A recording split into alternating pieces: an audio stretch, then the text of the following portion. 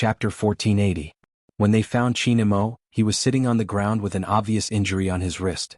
The mission was completed. He had successfully killed the leader of the enemy.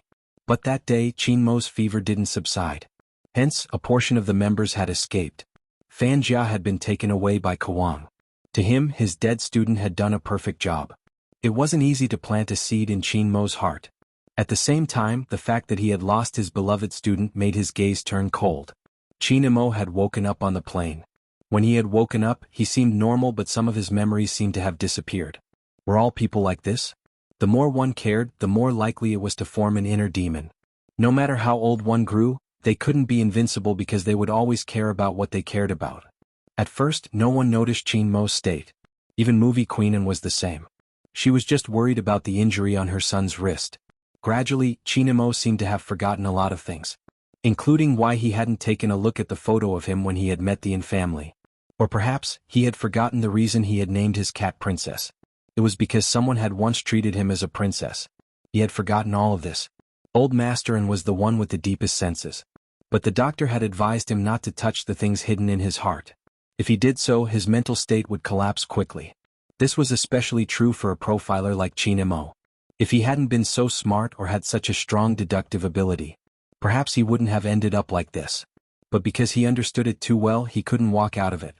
The only thing Old Master N could find that was similar to when he had been young was the amulet hanging around his neck. As for the rest, there was nothing else. He had even forgotten why he wanted to play games. There wasn't anything bad about this. But every time Old Master N thought about it, he would feel terrible. When Bo Jiu returned to Fifth Avenue, she realized that the person who had used the honey trap on her wasn't here anymore. That was all she could understand. She didn't know that someone had gone through so much to find her. Smith was right. Z's existence. It wasn't allowed. In this world there was a balance between them. If someone appeared and broke this balance, they were destined to reach the end. After Kawang took over the organization, he kept quiet for a period of time. Then he started to follow the previous clues and sift through them bit by bit. In the end, he found the hacker's breakthrough point. The biggest taboo for a hacker is to lose their privacy. It wasn't as if such a method had never been used before, because he cared too much. When the method that destroyed her family appeared once again, that was why Bo Jiu burrowed in. She didn't even think about what the other party wanted. When she arrived at the location, that was the beginning of everything. Kawang's analysis of psychology. It was impossible for others to guard against. He knew how to do one thing in several steps. That was why people fell into it. In fact, people who loved candy always had a naive side hidden in their hearts. Kawang was clear. On the other hand, Bo Jiu wasn't sure what she thought might not be as comprehensive as she thought.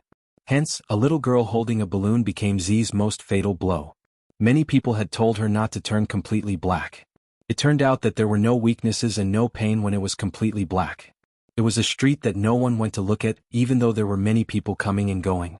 No one saw the bleeding wound under the windbreaker she was wearing. Bo Jiu even thought that everything was finally over. All the loneliness that no one understood. She didn't need to continue. This way she could go and see her parents. Chapter 1481. But there was such a magical thing in the world. It was also at that moment. The Buddhist words in the amulet emitted a faint light for some reason. Maybe there really was such a person. Even if he forgot you, didn't remember your appearance, didn't remember your voice, and didn't even remember your name. But when he looked into your eyes again, he could still touch your soul. What you were like. No matter who said it, it couldn't be shaken. You just stood there. At the border of black and white. Even if you were muddle-headed and there wasn't a single clean spot on your body, he would still treat you differently. Because he understood you more than he understood himself. Because he loved you more than himself. He had been standing there, cleaner than everyone else. He was like a bright lamp, standing at the most obvious place. Not for any reason. But because, after searching for so many years, he still lost you. If that was the case, could you find me? A little more time passed. Until that pair of eyes that were as dark as the night opened again on September 28th. A devilish smile appeared on his handsome face. A Z imprint appeared on a completely different body. The gears of fate began to spin again. Z was back. Similarly, the little tiger that belonged to him was back too. It didn't matter if he forgot what light was. It didn't matter if he wanted to become completely black. There was someone who had always been here, using his unique method to wait for the person in his hands. Hamburgers should be paired with cola. That's better. Chinamo glanced down and helped her roll up her sleeves. Chinamo glanced down and helped her roll up her sleeves. My mom. Chinamo glanced down and helped her roll up her sleeves. Bojo replied, oh. She didn't know what she was thinking. Anyway, she was happy with something in her heart. Oh, Bojo replied. He didn't know what she was thinking, but she was happy to have something in her heart. He should have said it long ago. She trusted Grandfather Butler's etiquette skills. He should have said it long ago. She trusted Grandfather Butler's etiquette skills. Now, only little Princess Imo didn't know about this. This way she could naturally bring him to the proposal venue. Then she would very romantically show him what she had prepared. Everything was perfect. This was simply one of the classic tricks used by an overbearing CEO to woo his little secretary. There was no pressure for her at all. Bojo smiled devilishly. Follow me somewhere? Chinamo, who already knew, arched a brow. Where? Chin Group Club. After Bojo finished eating, she tilted her head lazily. That isn't a bad spot. I heard Zhao Sanpeng and the others are doing an interview at the television station opposite today. Chinamo wanted to ask what this had to do with his proposal. But if he asked, it would be less interesting. He replied calmly with his side profile. Bojo was still thinking about the surprise she would give little Princess Chin later. It would definitely be enough for him to marry her. The more he thought about it, the more obvious his smile became. There is such a thing as being alone and enjoying oneself. Bojo had never done it before. Now that his arm was placed over the window, his eyes were looking out of the window. It was a very handsome posture. That face that was reflected in the window was full of moles and a wanton smile. He was like a child who had finally gotten candy. Of course, he wanted to be happy for a while. Chinamo didn't want to laugh, but seeing her like this, he couldn't help but ask, "Are you that happy?" Really? Bojo's devilish smile was still there. You must have eaten something you like. Chinamo freed a hand and placed it on her head. Idiot. Chapter 1482. 8:30 p.m. It wasn't early or late. The overtime workers hadn't even returned home. Especially in a city like Jiang City that didn't sleep. Some of them had just arrived at their seats. Some of them were playing with their children in the plaza. Bojo felt that as a domineering CEO, the proposal couldn't be kept a low profile. That was why she had chosen such a time point. Especially when she heard that the main members of Xiangnan were going to be interviewed. She felt that this was a good opportunity. Since she had prepared beforehand, she decided to do it now. Hence, she turned her attention to the Qin Group's building. Under normal circumstances, it would be easy for her to hack into a company's network. But this time, she paid for it. After all, she was going to propose. She transferred a sum of money to the Qin Group in advance and then carried out a small hack. It was all to obtain the control of the building. It had to be said that the person who designed the building had good foresight. There was a corresponding light on each layer of glass. Even at night, it would be easy to see. If that was the case, it would be easy for a hacker to do something. As long as she learned how to control the circuit, everything wouldn't be a problem. Bojo stood there wearing Chinmo's jacket. It was a dark-colored trench coat, looking exceptionally handsome. Chinmo watched as a certain someone raised her hand and was about to climb over the wall. He pulled her back, his gaze calm. What are you doing? You're so short. Bojo smiled brightly. With a push of one hand, she connected the small laptop outside to the prepared USB flash drive. Chinmo swept her a glance, asking even though he knew the answer, "What are you doing?" "A lighter." Bojo pointed to the side, a silver lighter lying in her palm. If it had been any other time with Chinmo's sharp tongue, he would have exposed her long ago. She had hidden the lighter in her sleeves, how could he not see it? But it all depended on her. He would let her do whatever she wanted. Bojo realized that little Princess Imo was exceptionally easy to talk to today. She had to seize the opportunity to propose. "Brother Imo, wait here for a while." Bojo ran towards the left. She was wearing a dark-colored trench coat, her silver hair a little messy. Chinmo watched as a certain someone squatted down. It was probably her first time doing such a thing and she wasn't very familiar with it. She tilted her head, her face serious as though she was lighting something up. Then she raised her head, tilted her eyes and smiled brightly at him. At that moment, smoke rose. The lights of the city seemed to be reflected in her black eyes. Chinmo understood. This person is putting her favorite things in front of you to please you. Her face was still stained with the dust that she had just rubbed against, and there was even some axe chi on her body. But that did not change the way she looked in his eyes. If I had to describe it. She walked through thousands of galaxies, stepped on the dust on the ground and stopped in front of you with her hands stained with dirty things. What you can feel is not how dirty she is. Instead she was little Bojo. She was his. Chinamo reached out to pull her into his arms. Who would have thought that at this time the highlight of the show would truly come? Behind her, the entire Qin Corporation's building suddenly lit up. Only one row of boxes was darkened. Between the light and the dark, only 6 words were formed. Chapter 1483. Chinamo, marry me. Since it was a lighting image with the help of fireworks, the words weren't unchanging. The 6 words were not unchanging. Instead, they were like a slideshow, like the petals of a rose that had bloomed and gathered together.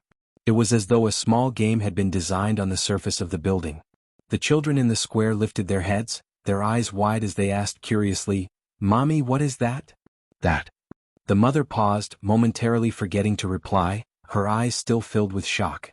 Not to mention the couple strolling by the side. The girl was envious, reaching out to cover her lips, sighing. If there was a guy who treated me like that, I would definitely marry him. With that, she tilted her head, sweeping a glance at her boyfriend.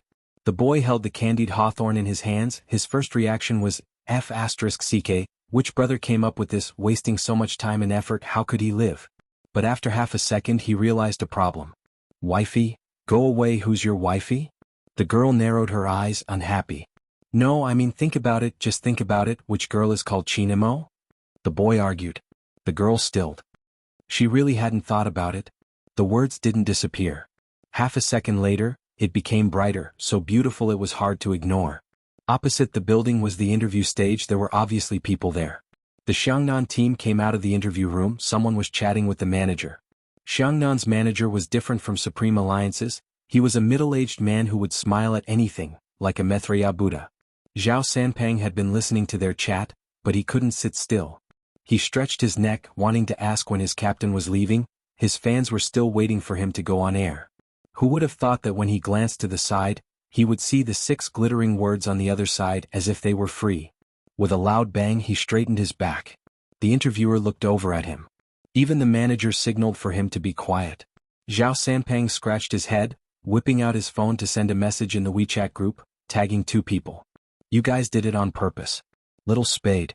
Come out. Come out. Come out. The main character didn't come out, so the others all sent a yawning emoji. Someone even asked with concern, were you tortured again? Zhao Sanpang added, they're from the pedestrian walkway. Open the window and look outside. In less than a second WeChat exploded.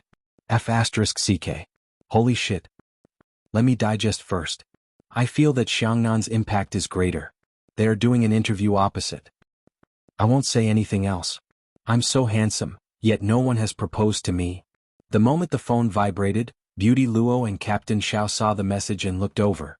With that, the interviewer stopped talking. After all, Zhao Sanpang's absent-mindedness was so obvious. Even the other 2 followed the interviewer's gaze and looked over. That interviewer was stunned. Propose to young Master Qin? Propose? Propose? He was probably not mistaken. Who could it be? So powerful?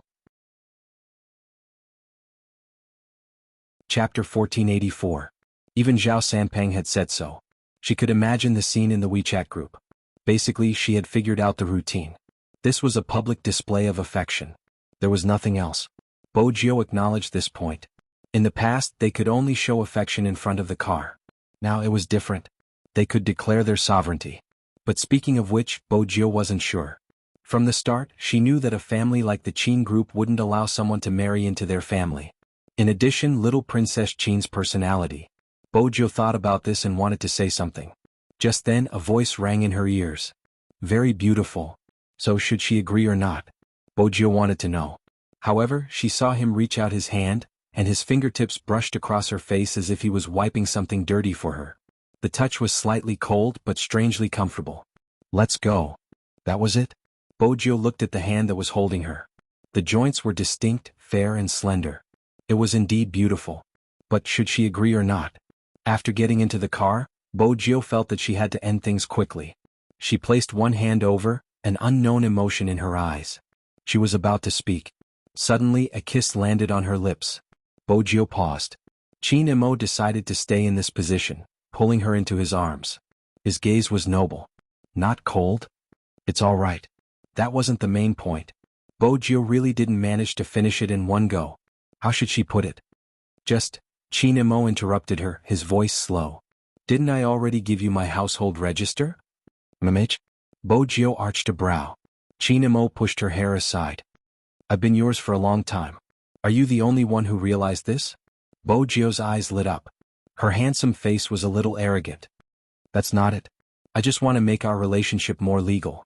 She wasn't a person who followed the rules.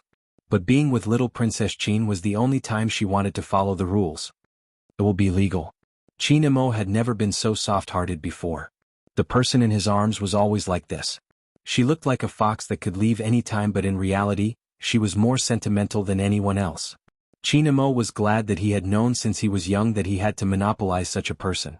Because there was such a person. It was like a black pearl covered with dust. It looked dark, but once it was placed in the night, it was bright and transparent. We'll get married when you're of age. Qin Mo chuckled lightly, his voice resonating in her heart. I'll marry into the Bo family. What did this sentence mean? Bojiu was very clear. If they had children in the future, their surname would only be Bo, not Qin. Moreover, the family of hackers needed to be passed down. This meant that he couldn't join the army, which was against all the rules of the Qin family. What about the Qin family? Bojiu was elated, so elated that she paused slightly when she mentioned the most important question. Your mother is a fan of movie Queen, and if you want to be the heir of the Qin family, you can have another child with her while you're still young, but there's one thing. What is it? Bojiu arched a brow. Chapter 1485. Everyone in the world knew that her greatest wish was to bring Qin Xiaoma home and raise him. Now it had come true. Bojiu was overjoyed. Amamich, I'll take care of you. Will you follow me back to Fifth Avenue? Sure. Qin Mo smiled. Once I get into university, you can go wherever you want. Bojiu's eyes lit up. There are so many places I want to go: Kunlun, Mount Everest, Kukushili, and other places. One place a year. Qin Mo pinched her face. As long as a certain someone isn't so mischievous. Bojiu smiled suavely. I've always been obedient in front of a beauty. Qin Mo arched a brow. Beauty? This person never seemed to know who the real beauty was. Bojiu wanted to say something since she was too happy. But before she could open her mouth, her breath was stolen. This kiss was different from the previous one. It was domineering and unstoppable. The slightly cold lips weren't gentle anymore, instead they seemed to be stealing all her thoughts. Even the tip of her tongue had a lingering peppermint fragrance. He only released her when her entire body was numb. He freed one hand and sent a WeChat message. The gist of it was basically, you guys are interrupting me from agreeing to a certain someone's proposal. Hearing the slightly cold voice, Bojiu realized that a few buttons on her shirt had been unbuttoned. From a certain perspective, it was indeed an interruption. He also glanced at her, reached out his hand, and fastened the buttons of her shirt one by one. His gaze was very deep. The phone exploded. One could imagine the situation in the WeChat group. Zhao Sanpeng was the first to speak. Kick him out of the group. Agree. Agree +1. But it was useless. Qin Mo asked, are you jealous? He pulled the hatred towards him to the highest level. But that wasn't the end. Qin Mo continued, Hoshino should be in this group too. I don't have to inform him about my proposal. Zhao Sanpeng, you finally did something a support should do. Zhao Sanpeng, Hoshino, you see Xin. Every team member felt as though they had witnessed Qin Mo's shamelessness once again. Regarding this point, Bojiu felt that the Almighty was playing tricks on her. Just one sentence after she entered university. It had been almost a month. Everyone could basically see that the extremely handsome man was holding a book in his hand wherever he went. There was also a time when the blonde from second middle school saw it and was completely shocked. One had to know that although the results of the experts were good, it was really not like them to love learning so much. After all, the two of them had done frog jumps together. This was something only those who skipped class were qualified to do. Idol, you've changed. The yellow hair was very pained. You've really changed. Bojiu smiled with the green foxtail in her mouth. What do you know? I'm preparing to marry the Almighty. After the Asian Cup, the entire Supreme Alliance was on holiday. There are only a few interviews to be done. She didn't want to show her face. It was a long rest. Of course, she would take this opportunity to study hard. However, no matter how strong the Supreme Alliance was or how much glory they had won, they would never be able to win. There were still many people who disliked Spade Z. Chapter 1486. Supreme Alliance did have its drawbacks. But it wasn't a coincidence. Every team would have its own problems when they reached their peak. It was the same for Supreme Alliance. They treated every match as though it was their last. It wasn't just passion, it was also because Supreme Alliance's lifespan wasn't that long. Not to mention Yin Weao's age. Moreover, most esports players were 18 or 19 years old. After 24 years old, their condition would deteriorate day by day. It sounded cruel, but it was the most realistic truth. That also meant that Supreme Alliance was aging. It wasn't just Yin Weao, there was also Lin Feng, Yunhu and even Qin Mo. They had at most 2 years left in their professional esports career. Moreover, before the Asian Cup, Lin Feng and Yunhu had the thought of retiring. After the Lin family collapsed, they relied on the company to support them. Lin Feng looked innocent, but in reality he was more responsible than anyone else. In the past, when the Lin family was doing well, he didn't have to care about anything and just be the young master of the courtyard. But now it was different. Lin Feng could sense it from the way he treated others. But on the surface he didn't care. In reality, Lin Feng wouldn't ignore the responsibility just because he was happy in the competition. Including after Supreme Alliance won the Asian Cup, he immediately started running projects outside. Yunhu asked him out several times. Of course he didn't ask him out alone. He asked the people in the courtyard to gather together. Lin Feng rejected him several times because he was busy. The people standing beside Yunhu probably noticed something. They were still in the tea house. One of them laughed. "Little boss Lin is really busy now. How about this, I'll make a call and talk to him about our previous collaboration." With that, he made the call in front of Yunhu. His motive was to make Yunhu happy. Yunhu held the teacup in his hand and didn't look at him. But that person understood that he couldn't hold it in anymore. He wanted to meet someone too much. Otherwise he wouldn't have given him face. Lin Feng didn't pick up quickly. When his voice traveled over, it sounded like the wind.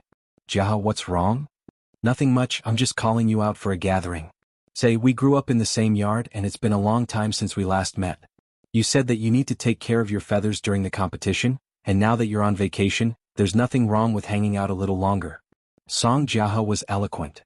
"You can't go wrong listening to me. I still have plenty of opportunities." Lin Feng glanced at the watch on his wrist and paused for a moment. "Alright, where are you?" "Same old place, the tea house we used to frequent in the past." Song Jiahe glanced over at Yunhu. Lin Feng didn't talk much when he was driving. After all, he wasn't in the team, so his personality was much calmer. He didn't talk much anymore. After all, this was the biggest taboo in the business world. The less he spoke, the fewer mistakes he would make. Because no matter what you said, as long as the other party had the intention, they would find faults in your speech. That was why in the business world people would talk less and do more. If Bo Jiu saw this side of Lin Feng, she would probably be in disbelief. But humans seem to be like this.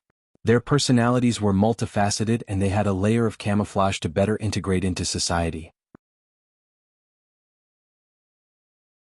Chapter 1487.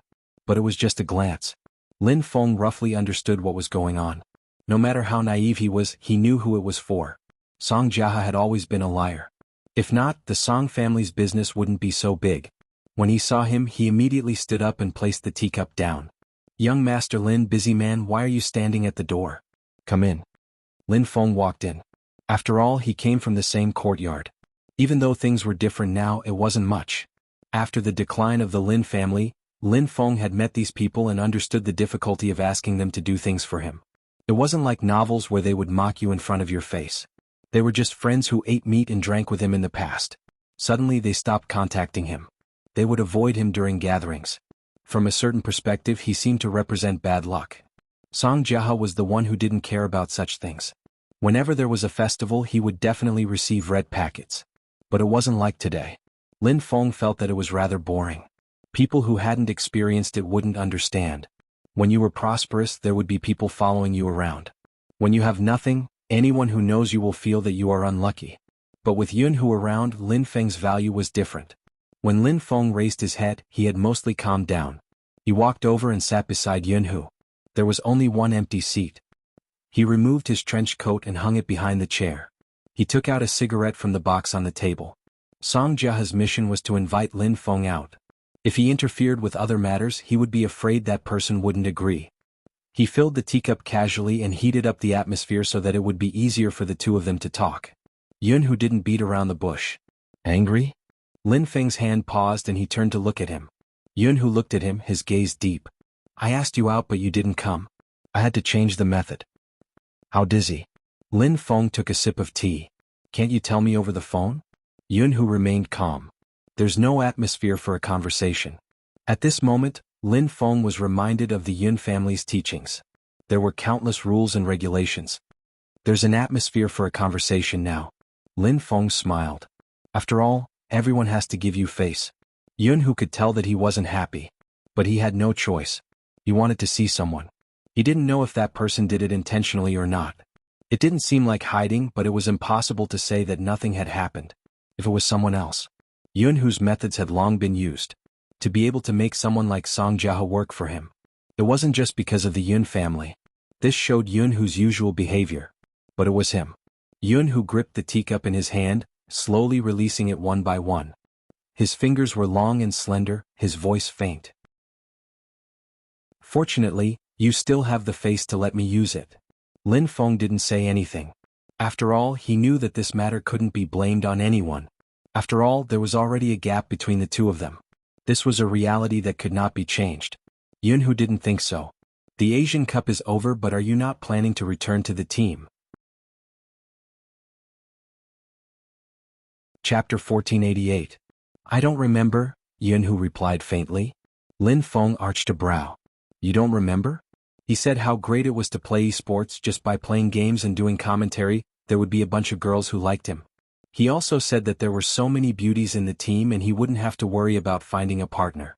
With the captain as a template, he was a winner in life. In the end, he didn't even see a single beauty, just a bunch of rotten bachelors. It was worse than a university dorm. I almost fell in love with my computer. I didn't even have enough time to sleep. It was like a monk's life. Isn't it good we won the national championship? That was what Yunhu said, but in his heart, he was thinking, I didn't join Supreme Alliance for any other reason. After Feng Yi convinced you, he understood that he was indirectly trying to convince me. Lin Feng placed his teacup down and leaned back. It was indeed good, the national championship, the Asian Cup. This is what we have always wanted. After so many years we finally got it. But esports has always been a youthful industry. My condition can't always be this good.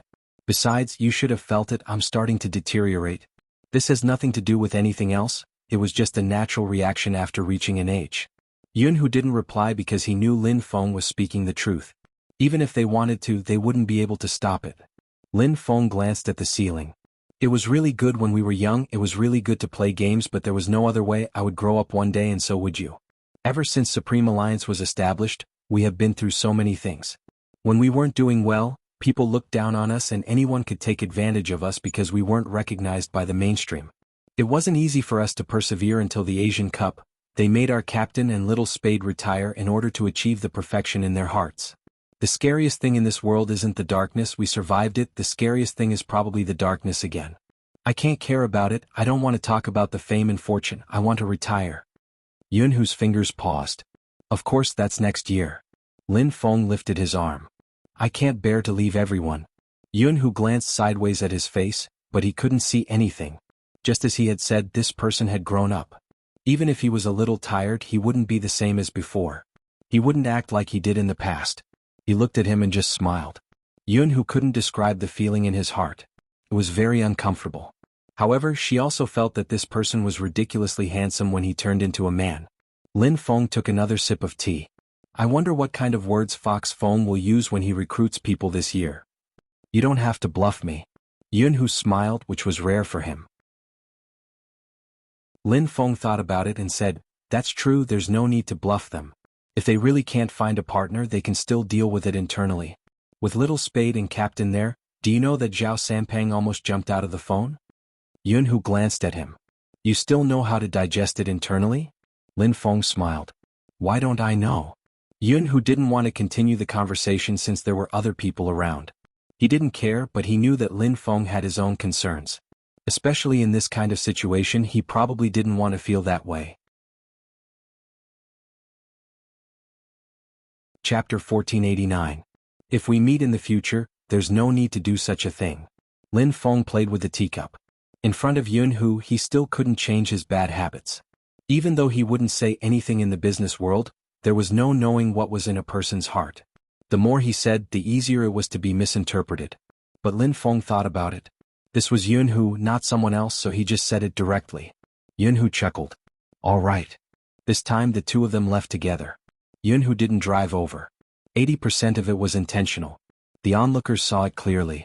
When he sent them off, Song Jiahe was still smiling, looking at Yun Hu with a deep gaze. Yun Hu only showed him the side of his face. Song Jiahe immediately restrained himself. Lin Feng's next actions proved that he was still Lin Feng. Even though the Lin family had failed, his temperament was still there. He patted his shoulder with a smile and casually threw him a cigarette. Contact me when you're free. He was still free and easy. That face was beautiful, but upon closer inspection, it became more angular. Song Jiahe roughly understood why his biggest partner couldn't bear to part with this person from the Lin family. He introduced many people to him. He always told them to scram. But he never said anything harsh in front of him. It was probably because he had been through so much, but he still had a trace of youthful spirit. Of course, there were people who looked for young shampoo. But that was different. Lin Feng had something different. For the people in their circle, as long as their families failed, they would lose all their edges and become extremely decadent. Even though Lin Feng wasn't the same as before, it was strange that he could still be like this after accepting everything. Song Jiahe was a social network person. He knew the attitude people had towards Lin Feng. That subtlety could sometimes destroy many people. In the past, Song Jiahe had always thought that young Master Yun was interested in Lin Feng's looks. After all, there weren't many people with such integrity in their circle. But it depended on who wanted it. If it was young Master Yun, there would be a bunch of people coming for him without even saying a word. Now, Song Jiahe understood that it had nothing to do with looks. It was probably because he liked Lin Feng for too long. Or as people often said, good-looking skin is the same, but interesting souls are 1 in a million. Only young Master Yun himself knew what kind of Lin Feng he liked. Song Jiahe had always known that he was just a pimp in the eyes of others. Speaking of which, this was his first time pimping someone so pure. Just for a meeting? Song Jiahe looked at the two of them and put the cigarette in his mouth. They were really ruining his reputation. He, young Master Song, had never done such a pure and affectionate business. Some people probably didn't understand. They were used to seeing power and sex deals. When they looked at the two of them again, they always felt that this was probably what love looked like even if they weren't together. In reality, even though Lin Feng was enjoying himself, when Yun Hu sat beside him, he couldn't help but want to say something. The distance between them was too close, so close that he could even smell the aroma of the tea on his body. In addition, the two of them were in the car. It felt a little weird when it was quiet. After all, he was the one who started the conversation. Fox Feng told us to gather at the club tomorrow. Have you received the message? Yun Hu glanced at him, replying slowly, I was the one who informed you. Lin Feng. Chapter 1490. Too many things have happened recently, my brain isn't working well. Lin Feng coughed lightly, lowering the window. Let's get some fresh air, it's stuffy in the car. Yun Hu didn't expose his clumsy acting since he was well aware of his explosive personality. Hence he glanced out of the car. Even so, Lin Feng still felt that the atmosphere was indescribable. After all, he couldn't continue the awkward conversation. Just as he was hesitating about what to do, a message saved him. In the past, he hadn't liked receiving such messages. After all, no one liked being fed dog food. However, Little Spade had recognized him as a brother and would ask about his captain's preferences. After he was done, he would ask him with an enigmatic smile, when are you going to start dating? Lin Feng felt that the first part was just a prelude, the last part was the fatal blow to the single dog. Today the message was finally delivered in a different way. I heard you are with Almighty Yun? I have 4 movie tickets here as an important supporting role. I sincerely invite you and Almighty Yun to help me boost the box office. Box office? With his goddess, movie queen and supporting them, how bad would the box office be? Besides, everyone knew that the movie was selling like crazy. Little Spade wasn't asking him to go for the box office. He couldn't fall for it. But, oh right, I forgot to mention, here's a signed uniform from your goddess, I'll pass it to you when you arrive. This nickname was given to Bo Jio by Little Spade. After reading her message, he was in a dilemma, debating whether to go to the Yun family's house or the cinema. After all, if he went to the Yun family's house and saw his godmother, she would definitely invite him over for a cup of tea. Normally she would ask him to stay over. In comparison, going to the cinema wasn't as awkward. With that in mind, Lin Feng asked, "Are you free later? Little Spade invited us for a movie, do you want to go?" Yun, who turned off the message, replying with a natural image. The naive Lin Feng could tell that it was a ploy, but he hadn't expected it to be a trap. On the other hand, Bo Jio smiled lightly, her thin lips lifting as she replied, "You're welcome, see you at the cinema." Speaking of which, she hadn't watched a movie with the Almighty. This was the perfect opportunity. Bo Jio packed up quickly since she had mastered the technique. After putting on the trench coat, she first put on a black mask, then one for the Almighty. Qin Imo arched a brow and placed the book down. "What are you doing?" "After studying so hard for so long, I've decided to give myself a reward." When Bo Jio smiled, the mole under her eyes was obvious. "Let's go watch a movie." Qin Imo glanced up, his aura noble. His voice was deep because of the mask. "Little Bo Jio, do you need me to remind you how many days are left until the college entrance examination?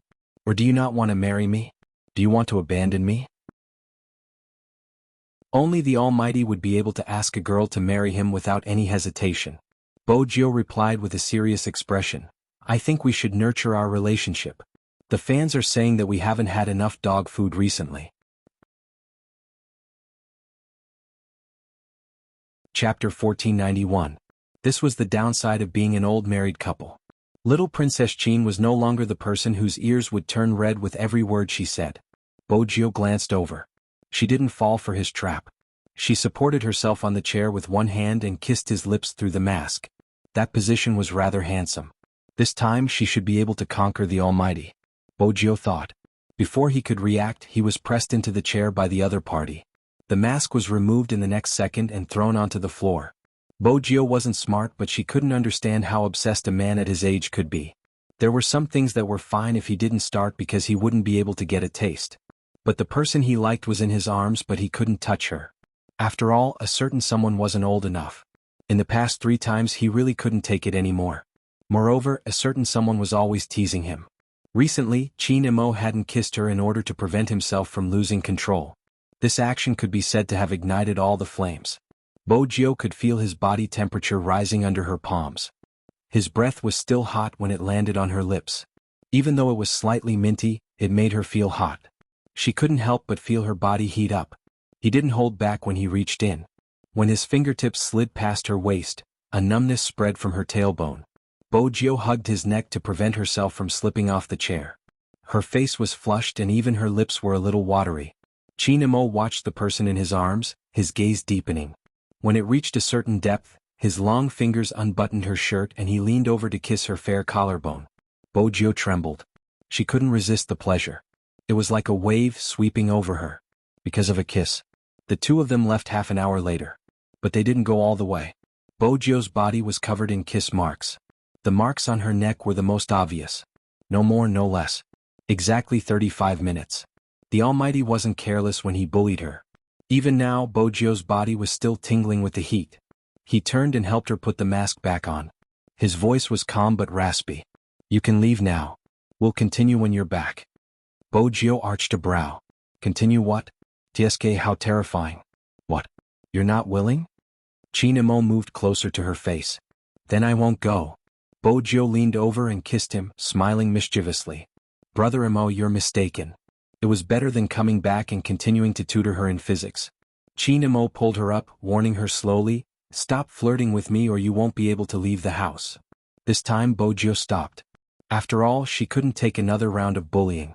The Almighty's aura was too alluring. Bo Jio always suspected that he did it on purpose. After making her body hot, he didn't care anymore. But even so, it was also difficult for her to go out. The hickey on her neck was too obvious.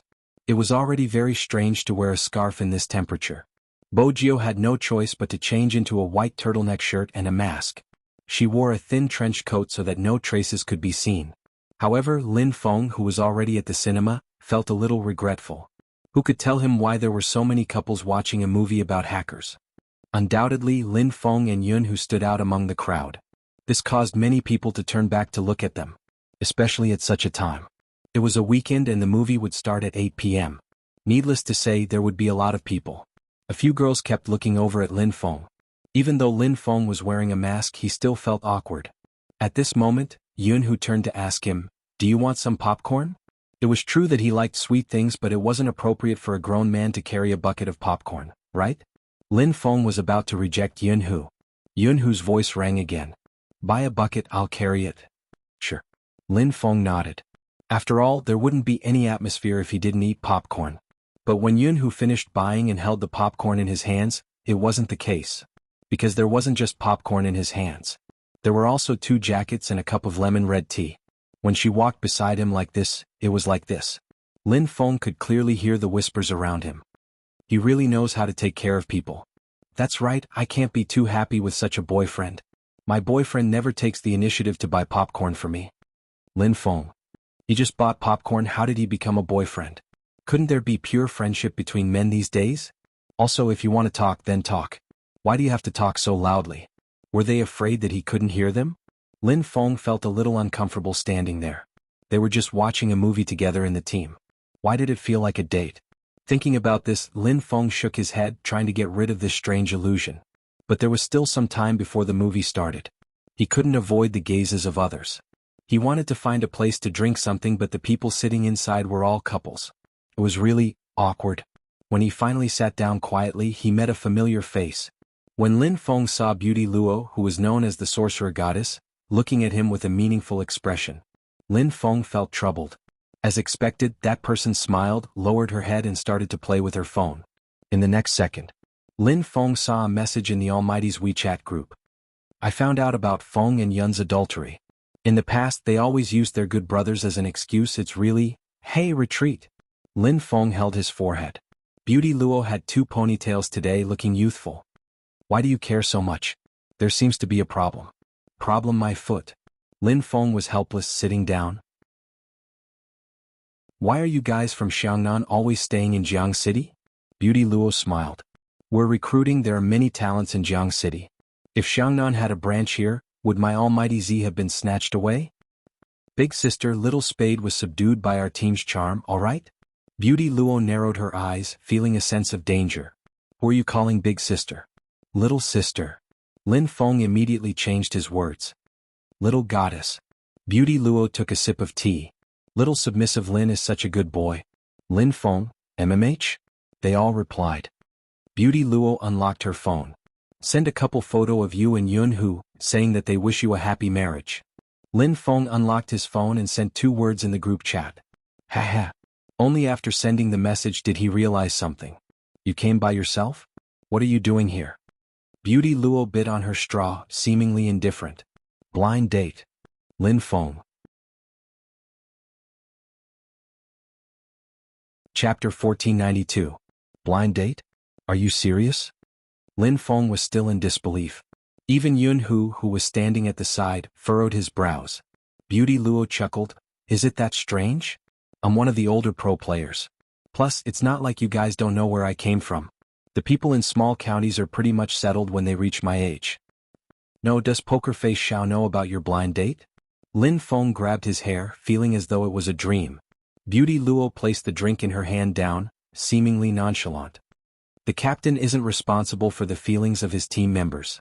Moreover, I'm about to retire. My love life in the future has nothing to do with Xiangnan." The moment the word retire came out, all of Lin Feng's words seemed to have been blocked.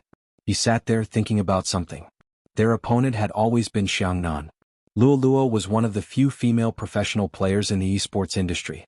She was able to become one of the top sorcerers in the country. Not many people could surpass her in terms of esports. Of course, Little Spade was an exception. But she was such a person. Was she going to retire? "Hey, little submissive Lin, what's with your expression?" Beauty Luo tilted her head, revealing her white teeth. She had a fresh aura. "Isn't it normal for people in our industry to retire?" But she couldn't find a reason to stay by that person's side. She knew that things would come to this stage. That was why she didn't expose him. "I know it's normal." Lin Feng stood up, suddenly wanting to smoke a cigarette. Yunhu held him down. "Captain, they're coming soon. Let's go get the tickets first." "Chinamo is coming too." Beauty Luo raised her eyebrows. "My god, Z is definitely coming too. Are you guys dating?" Lin Feng reached out and patted her head. "Don't spout nonsense. All right, the movie is about to start." Beauty Luo wasn't angry. Go get the tickets if you need them. Don't show off your love in front of me. Lin Feng knew to correct her. His mood was much more relaxed than before. Since the other party could accept it, there was nothing else. Luo Luo was right, retirement was a normal thing in their industry. But there was a kind of banquet that no one wanted to end. Lin Feng still felt that he had to do something. When he followed Yunhu to collect the tickets, he swiped open his phone and sent a WeChat message. Poker Face Xiao, don't blame me for not reminding you. You better come to the commercial street. Luo Luo is preparing to go on a blind date. If she really succeeds, you won't be able to do anything in the future. After sending the message, Lin Feng stuffed his phone into his pocket. The moment he glanced up, he met Yunhu's gaze. Let's go in first. Yunhu's voice was calm. Captain and the others are already in the underground car park. Lin Feng replied, okay. However, his line of sight was still fixed in the same direction. Yunhu suddenly said, this is the first time I know you are so close to the people from Xiangnan. Wanna be good? Lin Feng was confused. Yunhu glanced sideways. People who don't know might think you like her. How is that possible? Lin Feng's reaction was almost instinctive. When Yunhu heard this, his tightly clenched fingers slowly loosened, but his expression was still nonchalant. Why not? Luo Luo is the goddess of the circle. F***CK, are you really slow or are you pretending to be slow? Can't you tell that Luo Luo likes Poker Face Xiao? Lin Feng was like an emoji. Yunhu just held the movie tickets in his hand and asked slowly, are you really slow or are you pretending to be slow? Can't you tell that I still like you? The moment this sentence came out, in an instant, Lin Feng's emoji seemed to be enchanted. He froze there abruptly. The surrounding sounds seemed to have been covered. Regardless of whether it was the sound of the movie preview or the noise of the people coming and going, it seemed to have faded at this moment. The only thing left was the sound that kept replaying in his ears and his increasingly rapid heartbeat. Bang, bang, bang. Lin Feng opened his mouth and was about to speak. Yunhu interrupted him. His gaze was incomparably dark. I'm not joking. Choose again. Do you want to be a lover or break off our friendship? There is no third choice. I don't want to be brothers anymore. Choose. Lin Feng was extremely annoyed by the sound of his heartbeat. After hearing the other party's words, he was in a state of eruption. Choose what choice? **CK. Yunhu, have you forgotten that you have a boyfriend? What are you doing now? Are you having second thoughts? I always knew that your circle is messy. You don't take sleeping with others seriously. You even do it in the bathroom if you like someone. But you can't do this. Before he could finish his words, a jacket fell from the top of his head. It had a faint smell of tobacco and popcorn. It directly dragged him to a certain place. Lin Feng couldn't see. The only thing he could feel was that his entire body was pressed against the wall by the other party. The back of his head touched the wall. He wanted to move. A familiar breath suddenly pasted on his lips. Both of them had just drunk tea. There was still a faint taste of Longjing tea between their lips. But it was this faint taste that made Lin Feng's scalp go numb. Because he clearly knew that Yunhu was kissing him. In such a place. In the crowded cinema. Even though his head was covered with a jacket. But they were so close to each other. There was a possibility of being discovered. Even if they couldn't be discovered. But Lin Feng's heart felt as though it was about to explode. It beat faster and faster. The faster it beat, the hotter it became. Yunhu seemed to have planned it from the start. He wouldn't let him off just like that. It was different from the previous times. The lack of oxygen made Lin Feng's waist weak even after he pushed him away. Not to mention the silver strands that flowed down the corner of his mouth. **CK. Lin Feng wanted to reach out to wipe away the burning sensation. In the end, he could only tug on his jacket. His breathing was still unstable. He lowered his voice and said, "Are you crazy? In such a place." Yunhu looked at the person whose hair was messed up by him. He took another step closer. "You mean it's fine if we don't do it in such a place?" Both of them were about the same height. If they were to compare. Yunhu was still taller by 3 centimeters. Both of them were tall and slender, yet the atmosphere was so unusual. There would definitely be people stopping to watch. "You." Lin Feng's voice became softer. This was the first time he felt that Yunhu was so dangerous. In the past, Yunhu had never been like this. Chapter 1493. He realized that there were more and more people. Lin Feng wore his mask and turned to leave. But Yunhu blocked his way. "I don't have a boyfriend." Yunhu's gaze deepened. Before you agree, I won't have any lovers regardless of gender. I thought you already knew this. Lin Feng couldn't take it anymore. He grabbed his collar and pushed him against the wall. You don't have a boyfriend? That boy from before, was he a fake? Yunhu, let me tell you, regardless of whether you like girls or guys, you can't be a jerk. His sudden outburst stunned all the girls around him. Is Little Shou jealous now? It's obvious, but Little Shou looks handsome when he's jealous. You haven't even seen his face and you say he's handsome. His figure and aura are so good, it's impossible for his face not to look good. He looks so familiar with his mask. Alright, stop talking. It's time to think about your 2D Prince Charming again. But he does look familiar. Lin Feng tugged Yunhu. Let's find a quieter place to talk. Okay. Such a cooperative attitude made Lin Feng pause for a moment. He really wanted to beat him up. What exactly was wrong with Yunhu? Was this how he treated relationships? It wasn't easy to find a quieter place in a huge shopping mall. Lin Feng dragged him forward. In the end, Yunhu glanced to the side and reminded him. There's an emergency exit on your left. Lin Feng finally regained some rationality. He pushed the door open and dragged Yunhu into the tunnel. There were 2 people smoking there. When they saw them, they thought they were going to fight. They hurriedly extinguished their cigarettes and walked out. Lin Feng inhaled deeply and was about to say something when Yunhu interrupted him. Yunhu interrupted him, his lips lifting slightly. I'm very happy. Happy? Lin Feng's anger grew. What are you smiling about? Is this something to be happy about? Yunhu's gaze deepened. You are jealous because of me, how is that not something to be happy about? Lin Feng paused, his voice sinking. I'm not. If you didn't, you wouldn't be acting like this. Yunhu allowed him to tug on his collar. Let's talk about the boy you mentioned. He isn't my boyfriend. I hired him to act. Acting? Lin Feng felt like they weren't on the same channel at all. Yunhu took a step forward. Because I was afraid I wouldn't be able to control myself and would be pushed away by you, I didn't even want to be your friend. Instead, I found someone so that you wouldn't disgust me so much. Lin Feng's grip loosened by more than half. The pause on his face was very obvious. He never expected things to turn out this way. Back then, I thought about how you would react when you saw me. Even if there was something wrong, I wanted to try again. But you kept wishing me happiness and even heaved a huge sigh of relief. It was as though you wouldn't be harassed by me anymore. You probably don't understand how it feels. The person you like doesn't like you and is trying his best to get you together with someone else. That's why I said I'm happy that you're finally jealous. Admit it, you like me too. Lin Feng froze. He didn't know if it was because of his actions or his words, but he didn't even know where to place his fingers. Yunhu was a little unrestrained. His fingers slid up his waist. From his perspective, as long as this person didn't reject him, everything wouldn't be a problem. Lin Feng felt as though his life had been exposed. His waist turned soft and the back of his ears turned red. Yunhu lowered his lids and pressed against the side of his face. And that day after you left, I let him go because other than you, I don't want to sleep with anyone else. It was the same in the past and it will be the same in the future. Sleep, sleep your head. Who's talking about this? Lin Feng tilted his head and muttered. F***ck, don't touch me randomly. The smile on Yunhu's face deepened. MMH, I won't touch you randomly. Then take your hand back, jerk.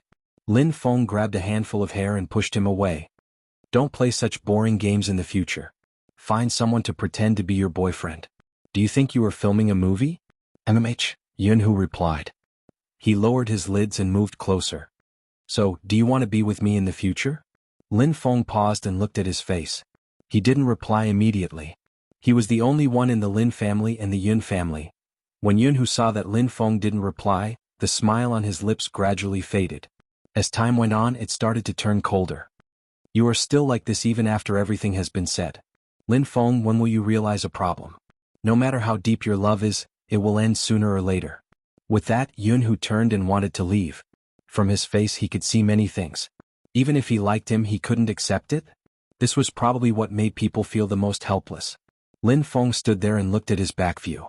Almost instinctively he reached out and grabbed his wrist. Yunhu stopped in his tracks but wanted to shake his hand off. It wasn't because of anything else but because the phone in his pocket rang. It should be the location sharing effect. Lin Feng misunderstood his intentions and thought that this fellow was going to make a decision on his own. He was a little anxious. You have to give me some time to think before making a decision. F***ck, I have been a straight man for more than 20 years and I am going to turn gay because of you. Can't you hesitate and do some psychological hints? Do you know how long I have had a crush on you? You? Before Lin Feng could finish his sentence, he froze. It wasn't because of anything else, but when he shouted that he was going to turn gay because of you, someone pushed the door open and came in for a smoke. After exchanging glances with Lin Feng, the person slammed the door with a bang. His expression seemed to be saying that city people really knew how to have fun. Lin Feng wanted to grab his hair again. But it wasn't over yet. Soon, a round of applause came from above him. Lin Feng turned her head and saw the young man leaning against the wall with a mischievous smile on his thin lips. Her left hand gently patted her right hand. Team Flower Lin, your coming out declaration is really out of the ordinary. Turning gay because of you? You scared all the people who wanted to smoke. It's really new. Lin Feng's eyes lit up. Lin Feng opened his mouth. *CK, when did little Spade come? And the captain standing behind her. Why didn't he say anything? Wait a minute, the captain seemed to have turned on the team voice chat. That meant *CK, *CK, *CK. His illustrious reputation. Lin Feng wanted to find a hole to hide in.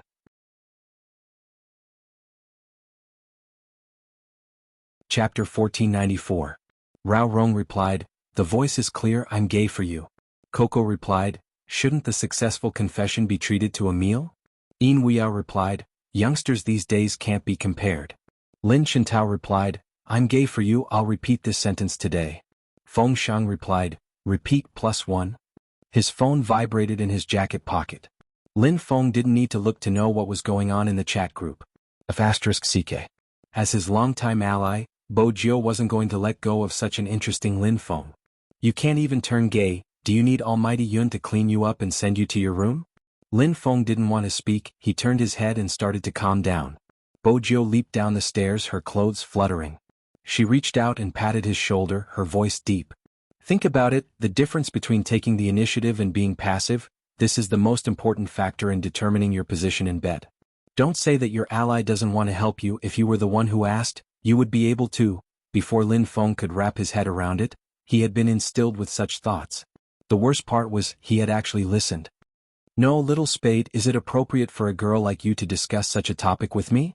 Lin Feng's voice was similarly deep. Bo Jiu laughed lightly. We're both adults, do you want to be the one being attacked? Lin Feng inhaled deeply. Yes. Isn't that enough? Bo Jiu retracted her hand. Alright, plan carefully, send me a message if you don't understand. Now let's go watch a movie. Lin Feng lowered his head and took a look.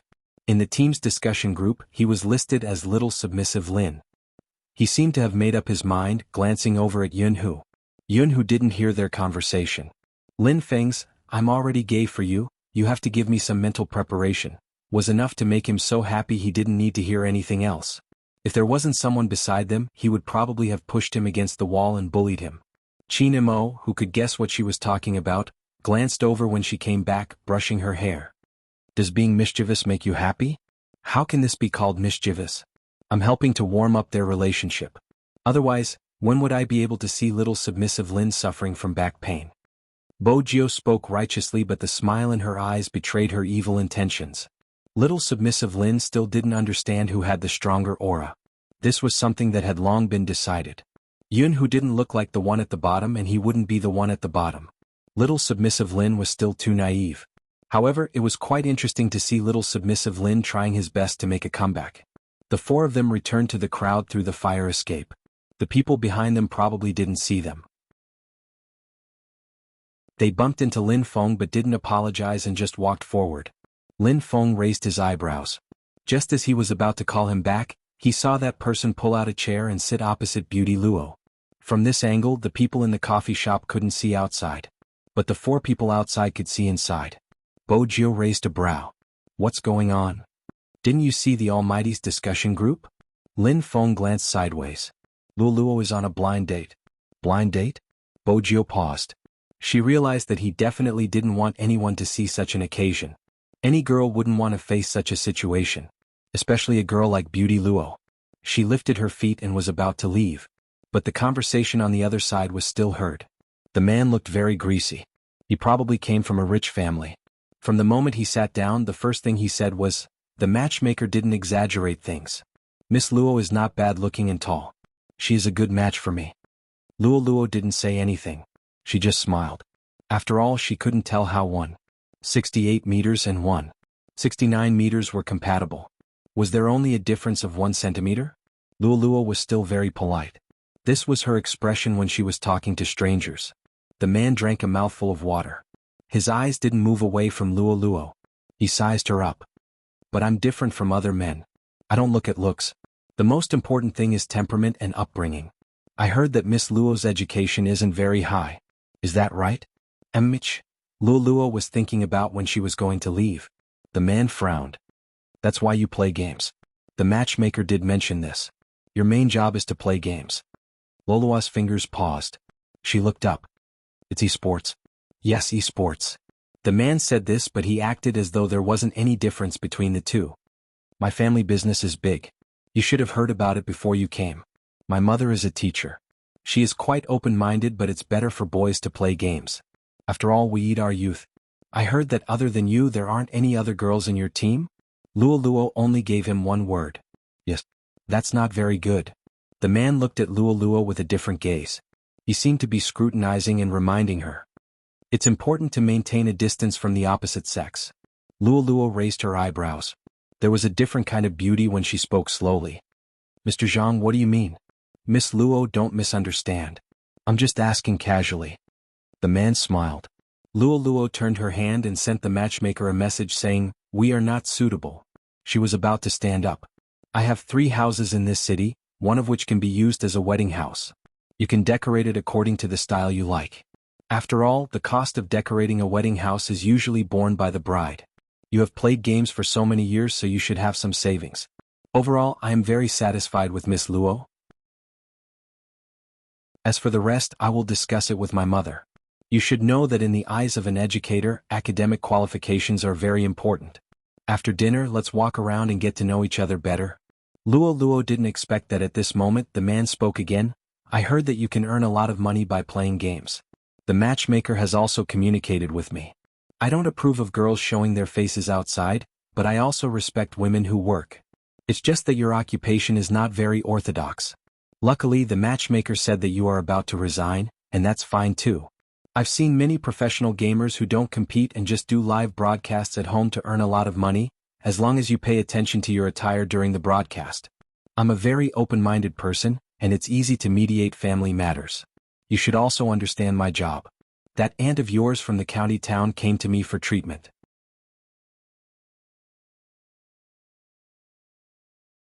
Chapter 1495. Luo interrupted him. She stood up with her slender legs. I don't think we need to get to know each other better. We aren't compatible. The man probably hadn't expected to be rejected. His eyes widened. Then he took a deep breath and said loudly, Isn't it just a lousy gamer? Why are you so arrogant? Luo glanced back. Her gaze was cold. I'll tell you one more time. I play esports. Miss Luo, you don't seem to know. I've heard about you. You're a girl with no background. You were able to become a professional gamer because you did things that others weren't willing to do. You're good now, but who knows where your money came from. You imitated other people's moves, hugged the thighs of professional gamers, and used your beauty to enter the eyes of the higher-ups. Don't keep saying that you play esports. No matter how nice you sound, you're just a peripheral gamer who plays games that are slightly more advanced. That's right, Luolan said. Because Luo was beautiful, many people had been looking at her when she had first entered the shop. Moreover, the two of them looked like they were on a blind date. Everyone was curious. Hence, the moment the man spoke, almost all the gazes in the cafe focused on Luo. There were some who liked to play games too. Previously, because of the direction Luo was sitting in, they could only see her back view. Now they could even see her face. Their eyes were filled with curiosity. She must be Goddess Luo. So, the things online are true. What did I say? Which girl doesn't fake her moves when she plays games? This isn't anything new. She imitated others and then started to accompany the higher-ups. She just did a good job in public relations. No one found out. When the sound of whispering could be heard, Luo's entire face turned pale. There were some things that didn't seem to matter no matter what you said. People would only believe what they were willing to believe. Until now, Luo still couldn't forget the first time she had entered a professional team. A reputable person in the circle, who was known to be the most willing to help newcomers, had sat at the table and told her that if she was willing, she could get as much money and connections as she wanted. With Lolua's temper, she would definitely not agree. After apologizing, she stood up. But in the end, he was still a member of the team. Because the line was pulled by the club, it was impossible to act like in the TV dramas, where a cup of water was splashed over. In reality, Luoluo had been a little scared at that time. At that time, she had never imagined that such things existed in her favorite industry. Even her left hand was trembling when she walked out. She had originally thought that her agent would stand up for her after hearing about what had happened. Unexpectedly, her manager only said, "Pretend that nothing happened. Luoluo, this is for your own good." Luoluo was indignant, especially when she heard that person say that she was completely impolite and her skills were average. Impulsively, he replied on the internet. The man changed the topic and talked about what happened last night. He said, "Girls need to be reserved. It's easy for people to misunderstand you when you're so proactive. You used to be cold and hardworking before, but when you're at the table, you're completely different. You don't need to wear revealing clothes, but some of your actions are so passionate that it makes people uncomfortable." A lot of people started to follow suit, basically asking for details. There was no lack of people in the industry who would give you an answer. Another girl in the team jumped out and pretended not to know anything. "No wonder Sister Luoluo wasn't with us last night. She had another dinner appointment. That's weird. After all, Sister Luoluo doesn't look like that kind of person." As expected of the old saying, you can't judge a book by its cover. Luoluo couldn't remember how many people had guessed her at the start. It was just that in every match he would always receive strange looks from the audience. That kind of gaze, when it landed on her body, she would always want to open her mouth and say something. But at the same time, she realized that no matter what she said, no one would listen to her.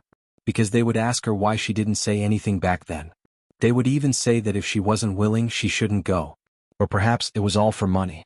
If not, they would have caused a ruckus a long time ago. From the time the incident happened to the time she left the team, she had experienced the darkest days of the 3 months. It wasn't that she hadn't thought of giving up.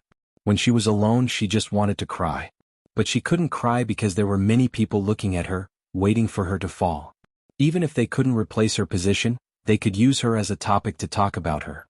It would make them feel that they were facing a common enemy. During the live stream, the bullet screen was filled with scolding.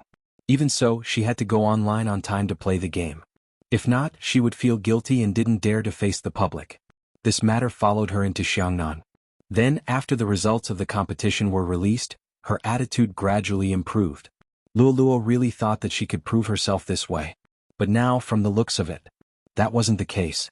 People would only see what he wanted to see. For a moment, Luoluo would think about what exactly she was persevering for. It was too difficult to admit that she was a lousy gamer. It was too difficult to just treat playing games as a money-making job. But so what? No one would believe that she truly loved it. The man looked at Luoluo's expression and became even more delighted. "That's why I said that one shouldn't be too arrogant. Those things about you are no longer spread. Do you really think that you are a goddess that people are fighting over?" But this time, before he could finish his sentence, a lazy voice interrupted him. However, she was interrupted by a lazy voice. She has always been a goddess. It was Bojio. She stuffed one hand into her pocket and walked over. Her handsome face didn't seem feminine at all. On the contrary, because of her messy silver hair and black windbreaker, she gave off an impactful aura.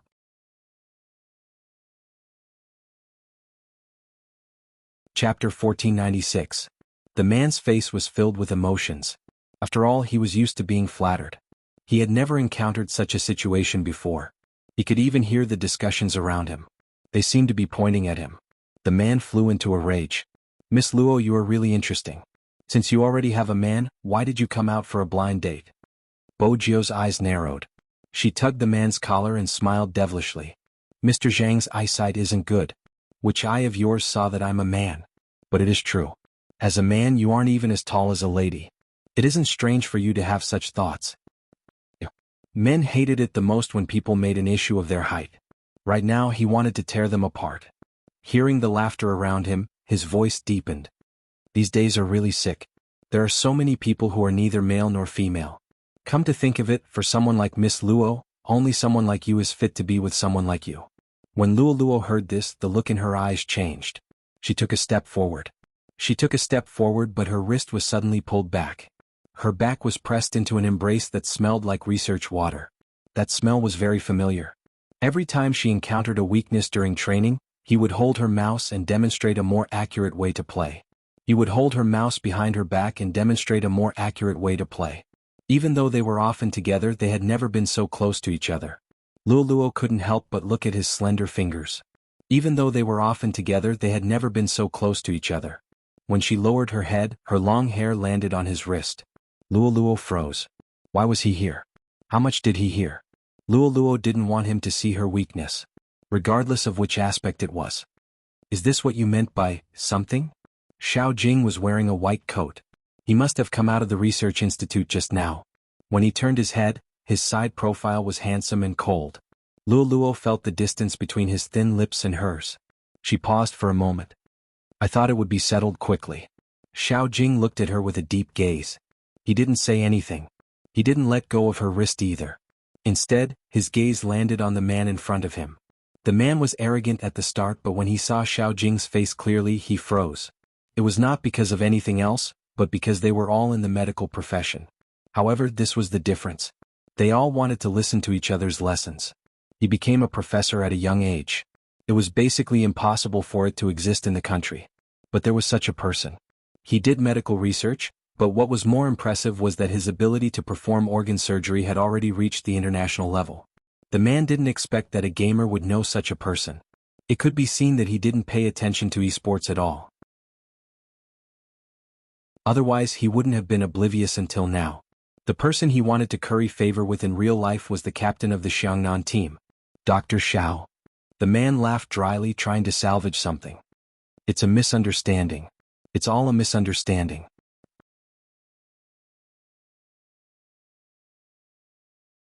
Chapter 1497. If the man's expression had been colorful just a moment ago, his expression was stiff and he couldn't help but smile. Anyone with eyes could see how big the gap between the two of them was. Even a passerby who didn't understand esports could see the difference in them. With such a handsome boyfriend, she didn't need to go on a blind date. Moreover, Xiao Jing was wearing a pair of gold-rimmed spectacles and a white coat. He looked like a doctor who had walked out of a manga. His aura was extraordinary. Luoluo, who was in his hands, looked like a typical handsome man and beautiful woman. They were a perfect match. Whether it was in terms of height or appearance, it gave people a pleasant feeling. It seemed as though only such a man could suppress Luoluo's beauty. Hence, it wasn't a sin for a girl to be beautiful. It depended on the person who matched it. After Xiao Jing finished speaking, he wasn't the only one standing there. Even Lin Feng, Yunhu, and Qin Imo walked over. Along with the silver-haired Bo Jiao, the few of them lined up in a row. There were people of all types. The scene was even more eye-catching than a gathering of celebrities. Just Qin Mo's face alone was enough to cause a wave of screams. It was a pity he was wearing a mask today. Even so, he attracted everyone's attention. Oh my god, that's almighty Qin. F***ck, I've lived long enough to see him. There's also Feng Yun and Little Spade. He's so handsome. I'm so happy to see so many male almighties in one go. Honestly, judging from his posture, he is definitely here to support Goddess Luo. I've been wanting to say this. What right does that blind date guy have to pick on our goddess? No one knows what happened in the past, but from the content of his words, it's obvious that he's a straight mama's boy. As a man, he has the cheek to ask a woman to earn money for him. He even said it in such a dignified manner and despised the woman's education. Goddess Luo's self-restraint is considered good. If it was me, I would have splashed coffee on his face. I really don't understand the thoughts of the people who believe in him. His face must be hurting from the slap when he sees me, almighty Xiao. The blind date guy listened to the comments around him and looked at the group of people opposite him. He felt his face burning. Because everyone standing there was a head taller than him. The blind man wanted to leave. She's the best sorcerer in Xiangnan, second to none. When she's competing overseas, even if there's constant pressure on her, she doesn't give up. It's all because she wants to see China's national flag fly in other places. When the referee neglects to play a Chinese song, she'll remind him that she's not just a game. She's the only female sorcerer in our country who's ranked in the world. Even if she doesn't work in this industry in the future, she's still worthy of respect. Forgive me for being blunt, but you have no right to criticize her. As these words rang in Luoluo's ears, the unwillingness and grievances she felt just now seemed to disappear instantly. your hard work and love.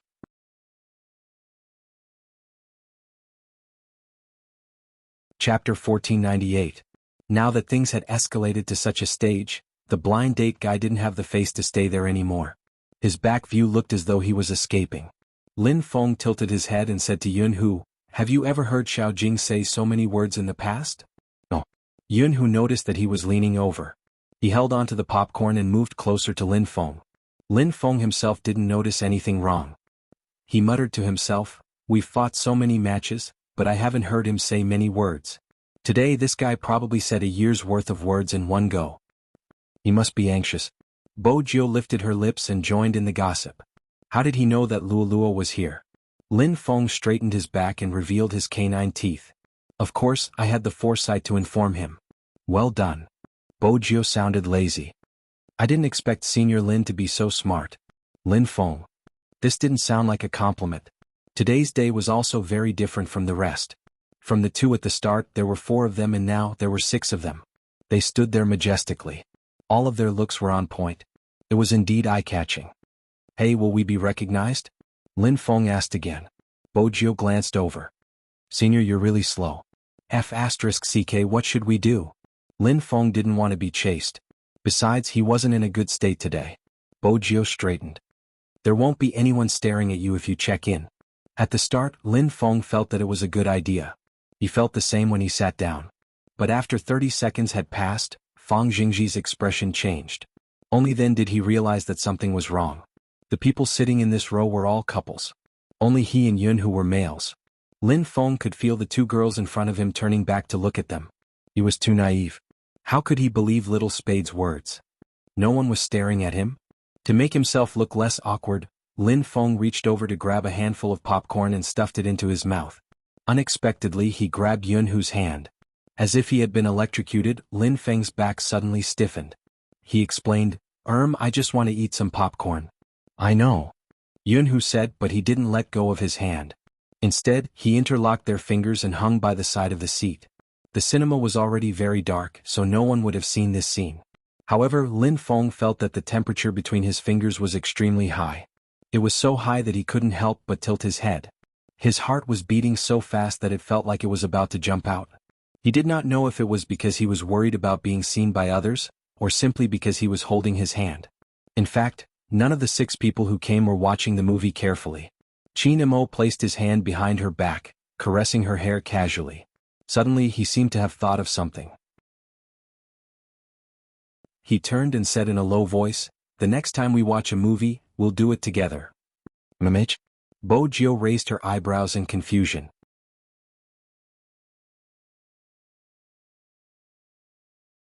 Chapter 1499. Bo Jiu paused. She glanced over and coughed lightly. The Almighty was probably the only one who could say something like that with an indifferent face. Even though they weren't holding hands, Qin Imo unwrapped a candy and tapped it on Bo Jiu's lips. Luoluo found it hard to imagine that the arrogant person who looked down on everyone would do such a thing one day. There was not the slightest hint of incongruity. Even when the 2 of them were together they looked like a good match. Bo Jiu was still wearing a black jacket. She exuded a punk vibe, looking extremely dashing. She looked at him for a while, and when her right hand dropped down, it brushed against Xiao Jing's shoulder. Xiao Jing tilted his head, still not saying much. "Popcorn?" Luoluo shook her hand. After interacting with him for so many years, this was the first time she felt awkward. It was probably because of the blind date. She couldn't really look at that face. In fact, he was always by this person's side. It's really hard to fall for other men. In the past he always wore a battle uniform, but now he was wearing a white coat. Luoluo had always known the difference between the 2 of them. Ever since she found out about the other party's background, she no longer had any other thoughts. However, compared to his proud background, Lin Fan was not as arrogant as him. What she felt the most inferior about was her educational background. In the esports industry there were very few people who could still play well after the age of 20. She had entered the circle too early. At that time she probably loved it too much. In order to enter a professional team, she didn't even think about learning or not.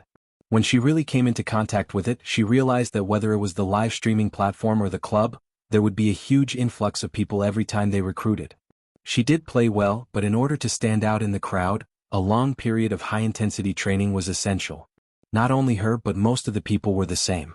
The outside world probably didn't understand where their pressure came from. In a small city, the internet industry was not developed at all. No matter how things developed in their eyes, you were just a lousy game. Compared to people of the same age who were already immersed in their studies, entering a professional team to play esports was simply a fool's dream. Back then it wasn't like now where they could only get a small basic salary. Because he hadn't officially joined the competition yet. Many people told themselves that they had to persevere. As long as they made it through, nothing was impossible. Luo wouldn't underestimate the decisions made by some girls at that time. People who have not experienced it. He probably didn't understand.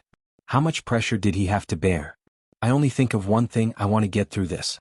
When they were on the field, the fans would only see their brightest side. More than 10 hours of training every day. Every match would have a record of the data. You have to keep your form.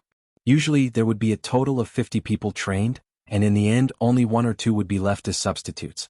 The others will give you the money for the train and let you go home. This was the truest life they had ever led. She, and the person who could do scientific research while playing games, and even had a certain level of attainment in the medical field, were like 2 different worlds. She likes money too much. Without money there was no sense of security. As for him, he had never been short of money. He was as clear and bright as the moon. It wasn't that he hadn't thought of confessing. He remembered when Xiangnan won the championship in the first national competition.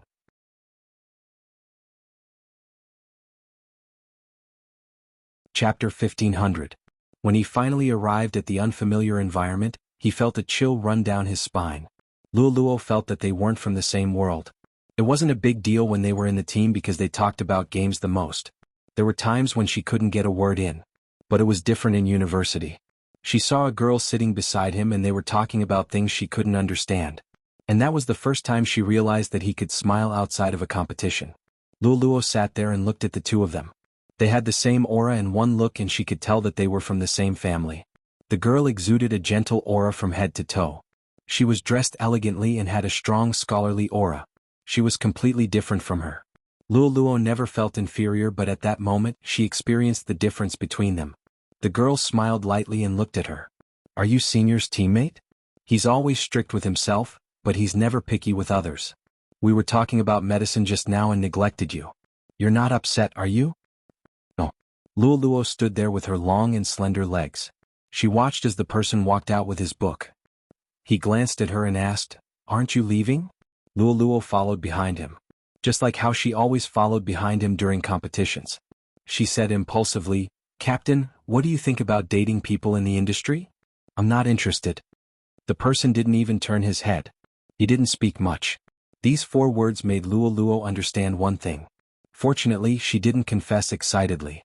If that was the case, the situation would have been awkward. "What's wrong?" Xiaojing glanced back and frowned. Luo shook her head and followed behind him. However, during the afternoon training, she wasn't in her best condition.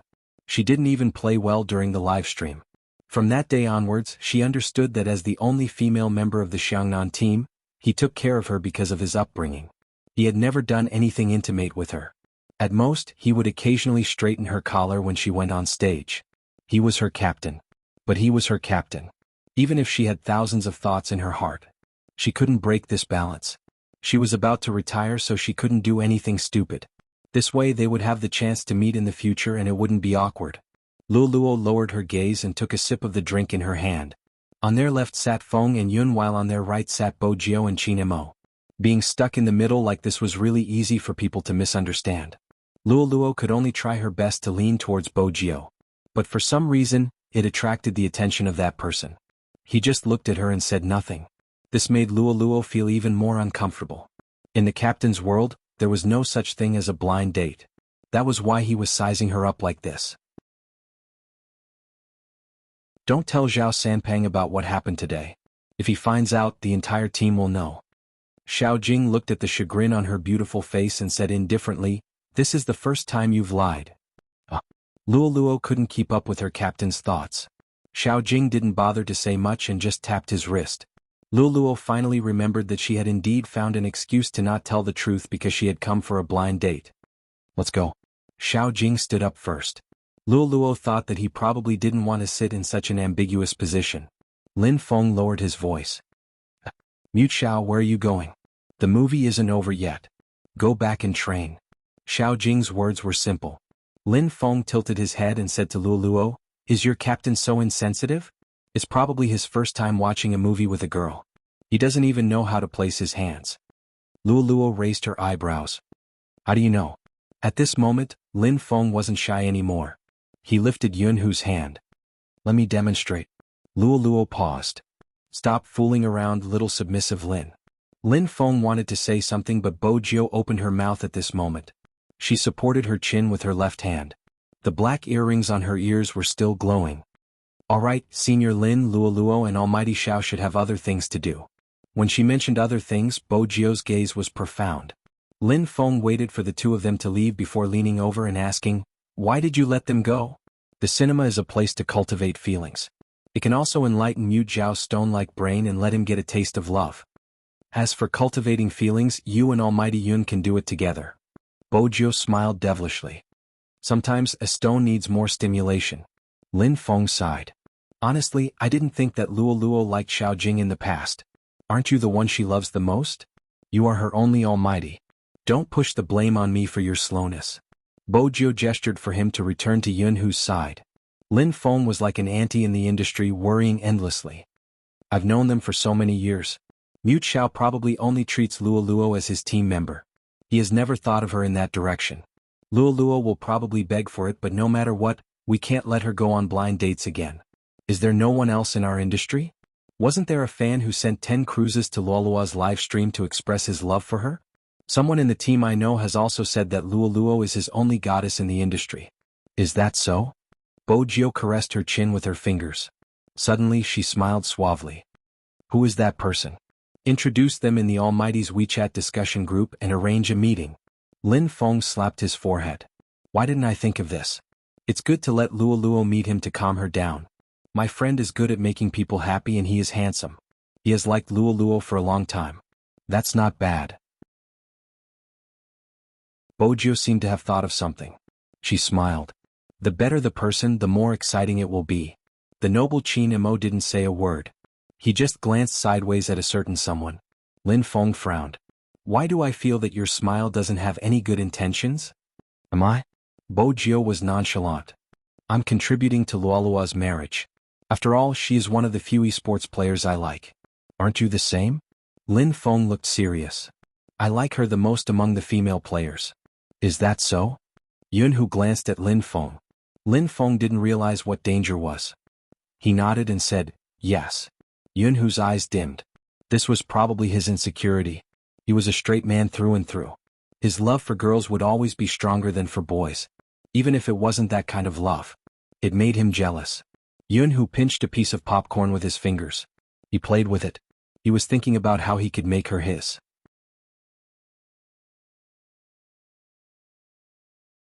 Chapter 1501. The movie was still going on.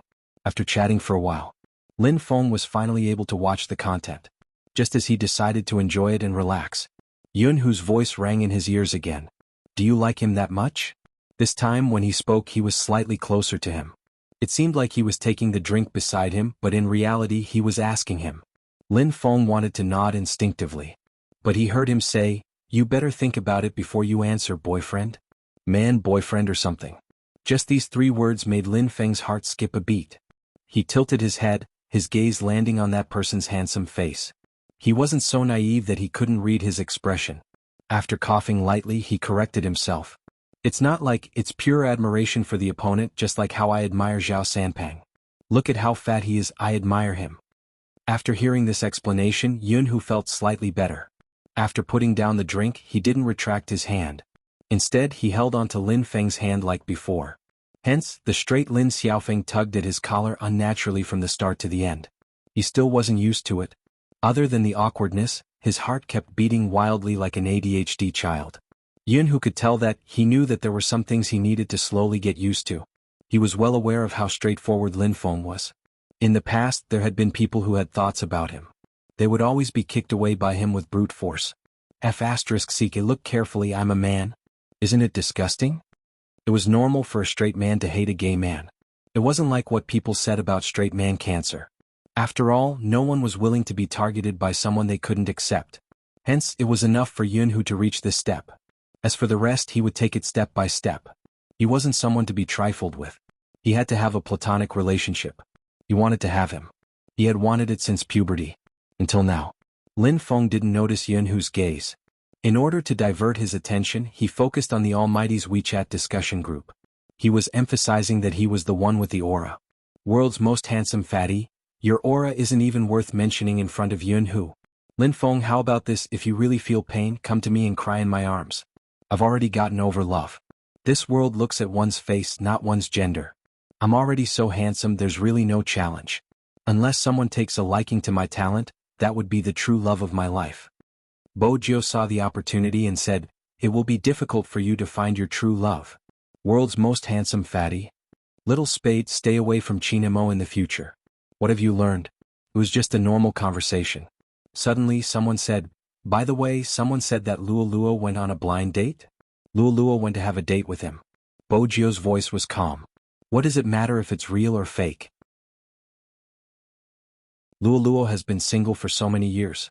Isn't it normal for them to meet each other for a meal? The man continued, so it's true? It seems like Luolua's dark history was dug out. Bo Jiu narrowed her eyes, the edges of her lips turning cold. 2 messages popped up in the group chat. The person had been kicked out of the group. Other than Chinamo, who was sitting beside her, there was another person.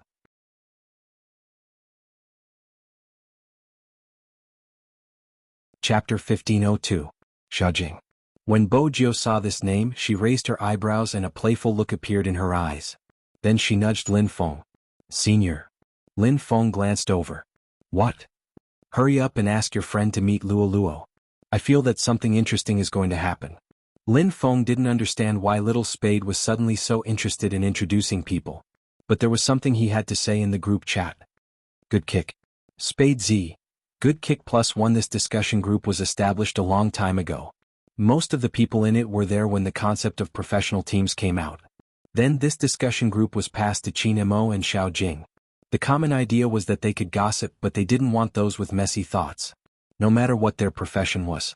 Once they started to talk about other people's privacy, they might even talk about their appearance, education and experience. Those who really played games weren't such people. The existence of the discussion group was for them to relax. Secondly, it was for them to exchange their thoughts and tease each other. Even if they weren't in the same team. Because they had the same profession. Hence they respected each other. They also understood that it wasn't easy along the way. This was the original intention of establishing the discussion group. But it was obvious that some people had started to misinterpret it. They even posted the news of him being kicked on the forum. This way Luo would have a dark history. Some people said that he was too dictatorial. He didn't even allow people to talk about what he did. Almighty Xiao was so protective of a certain someone. Some people said that Luo would forever be their goddess. However, no matter what they said, Luo would always be their goddess. However, this scene would eventually become lonely. Because on that day, after Luo returned home, she didn't know why. She was supposed to live stream the next day. But after the movie ended, she played a round of games. She played a solo game with every sorcerer. This time when she played, people noticed the order of the heroes she used. The first sorcerer was the character she used on the first day she joined Xiangnan. The second sorcerer was the character she used when Xiangnan entered the National League. The third sorcerer was the character she used with Zhao Sanpeng and Captain Xiao to kill Qin. The fourth mage was the character she had used when they won the first national championship. Someone once said that in that year, people had truly witnessed Goddess Luo's mage. She had strong control and damage output, and she had unleashed the strongest stream of consciousness. From then on, no one said that girls couldn't play professionally anymore. In each of the 4 games she would talk about how to put on equipment, line up, how to steal money and how to support the jungle. She didn't seem to have changed. After so many years she still had the aura of a queen. When she smiled she was very beautiful. Do you understand? A string of comments appeared on the screen. I'm still memorizing. Goddess Luo, wait a little longer. Many people had mentioned this before. You guys always said that our goddess Luo relied on her face. Alright, that's right, she was indeed beautiful. Even if she admitted that she was beautiful, there would still be people who would release her ugly photos. Or perhaps it was just playing esports. Was everyone relying on their looks now? What kind of custom was this?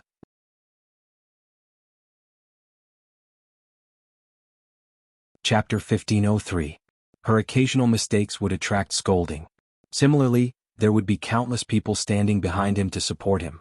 For a long period of time, Luoluo felt a sense of fear. She was afraid that her hand speed wouldn't be able to keep up.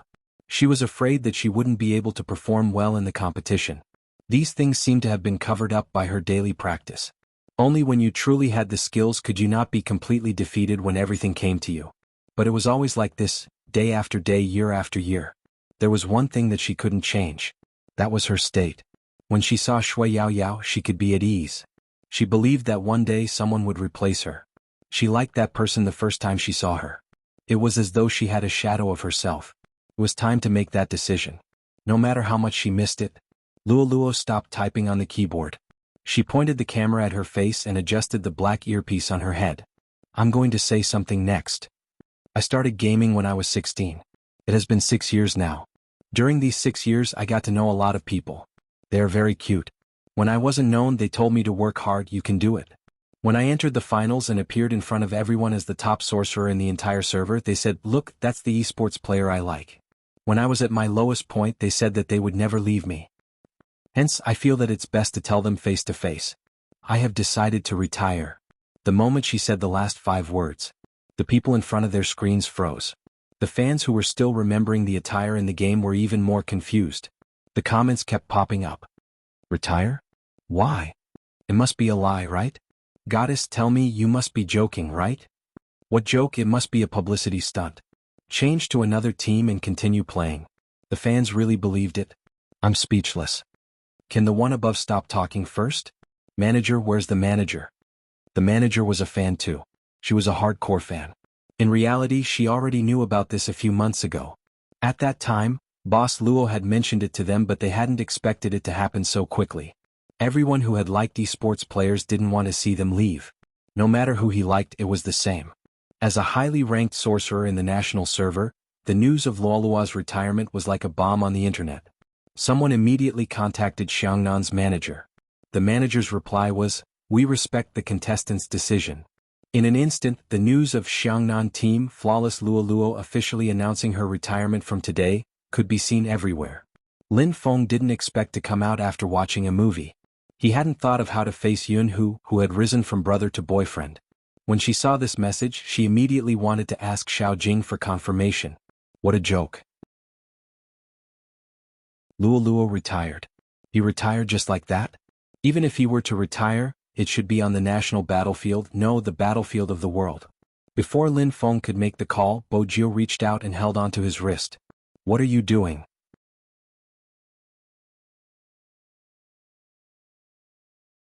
Chapter 1504. It shouldn't have much to do with what Xiao Jing said. Bo Jiu swiped the screen twice. She lowered her eyes, revealing her long lashes. Her side profile didn't have the usual devilish vibe. Instead, a cold aura swept past her chin. Luoluo probably wanted to retire a long time ago. During the National League, she probably wanted to announce it, but Xiangnan lost. It wasn't a suitable time to do so. After all, the loser would be exposed to a lot of negative comments. Hence, she didn't say it back then. She kept it until now because she didn't want Xiangnan to suffer even more. She probably didn't want people to say that Xiangnan couldn't make it anymore. That's why she chose to say it today. It wasn't too early or too late, it was the perfect time. Lin Feng grabbed his hair when he heard Bo Jiu's words. He became much quieter. It was because he knew very well that all of them would retire sooner or later. It was impossible for him not to feel depressed. Bo Jiu placed her arm on his shoulder and changed her expression. Instead of thinking so much, why not let Luoluo retire without any regrets? Lin Feng didn't understand. How can she not have any regrets? There are so many male almighties in the industry. Is it difficult to give her a boyfriend? Bo Jiu blinked her left eye, looking devilish. Lin Feng was instantly energized. He immediately opened his contact list and started contacting Bo Hu. When Yun Hu saw this, he stretched his hand out. Pass me the car keys, I'm going down to warm up the car. Lin Feng didn't mind how intimate it was to ask for the car keys. He tossed the keys over casually. Bo Jiu tilted her head and smiled. Then she lifted her chin. Before introducing a boyfriend to Luoluo, do you need me to help you settle Almighty Yun? Lin Feng widened his eyes. *CK so fast? I'm not ready yet. Bo Jiu had originally wanted to teach him some strategies. Why did it seem like he had thought about it for a long time? Isn't it better to decide on some things as soon as possible? Bo Jio went along with his words. When she revealed her canine teeth, her smile became more mischievous. Lin Feng pondered. That was indeed the case. Do you think Yun Hu will think that I'm forcing him? Bo Jio almost burst into laughter. Is it considered forcing someone I like? Almighty Yun would probably be more than happy to oblige. Lin Feng took a deep breath as if he had made an important decision. I understand. Bo Jio arched a brow. I haven't said anything and you already know? We just have to prepare the items. Lin Feng scoffed, looking extremely confident. Yun Hu can't beat me. Bo Jio curved her thin lips. I wish you success. Wait for my good news.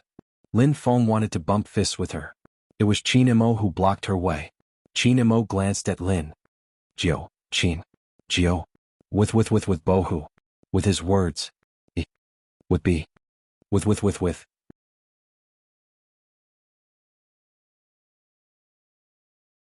Chapter 1505. Half. Bo Jio's smile didn't change. As the vice captain of the Supreme Alliance, I have to care about the love lives of the team members. It's best if it can be digested internally. Oh, Qin Mo replied slowly. But don't let the goodies flow to others? You want Lin Feng to take the initiative? Are you sure you aren't being naughty? I saw that he wasn't in a good mood, so I wanted to divert his attention. Bo Jio paused.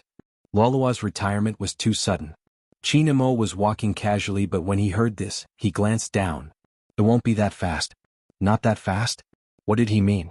Before Bo Jio could ask, Qin Mo placed the popcorn in her hands. I'm done being Cupid with you. Isn't it time for you to go home and do what I like with me, Mrs. Qin? There was a type of person that you wouldn't understand if you didn't fall in love. Once you fell in love, you would realize. When there wasn't a competition. His life, other than sleeping and feeding the cat, would revolve around you. Undoubtedly, the Almighty was this type of person. Bo Jio glanced at Qin Mo, who was opening the car door. His face was so handsome that it seemed a little unreal. He didn't like to go out. It was hard to imagine that a decision he made could cause an economic upheaval in an entire city. When he had a video conference, he basically made her lie on the sofa with a bowl of sweets beside her. Anyway, he didn't allow her to leave his vicinity. Even made Princess watch her. Letting a cat look at her was basically an insult to her mobility. Hence, under normal circumstances, Bo Jio wouldn't be able to sit still. But the Almighty seemed to have a plan every time he dealt with her. Once she couldn't sit still. He would raise his eyebrows and glance at her. Solo in the game? Come. Bo Jio had always liked a solo match with the Almighty. But it was obvious that young Master Qin had never thought of going all out. Every time he would place her on his long legs and the two of them would enter the game together. Even though they were playing a mobile game, that position affected Bo Jio's performance. Ever since the two of them had been together. This person was getting more and more devilish. Fortunately, she was the one who kept him. But recently it was still a little difficult to subdue him. She didn't know if it was because she had flirted too much. Now the Almighty liked to hug her and talk to her while they played games. They would even go to the washroom. She wouldn't go. He smiled. What? Don't you want to come in and compare your size? She finally understood the feeling of having to fill up the hole that she had dug herself. She would lean against the door frame and whistle. When he went to the bathroom, she leaned against the door frame and whistled. It seemed that after blowing for 3 times. After that, he wouldn't bring her to the washroom. Instead, he pressed her down on the sofa and bullied her. Or maybe it was spring and someone was about to go to college. Qin Mo always felt his throat burning even now. He tugged his collar open and turned the steering wheel. When he glanced sideways at a certain someone eating popcorn, his eyes darkened. Bo Lin. Qin and Lin. Bo Lin she didn't. Lin Mo Lin she. Luo Emote. Mo Bo Qin Lin Qin Su Feng. For I Bo.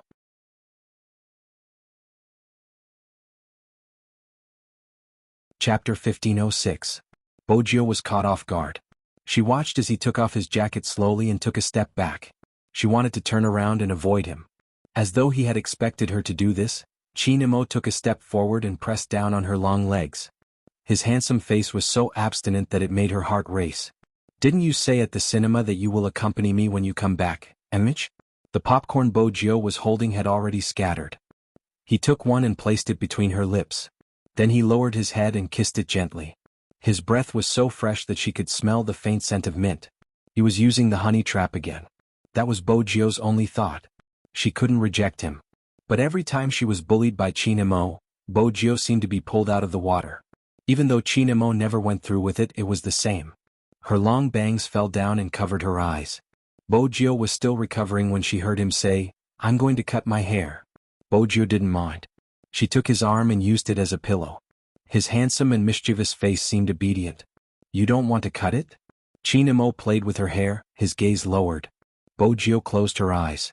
"I'm too lazy to go out." Being a homebody was really contagious. Chinemo said, "Get Madame Zhang to prepare it tomorrow. I'll cut it for you.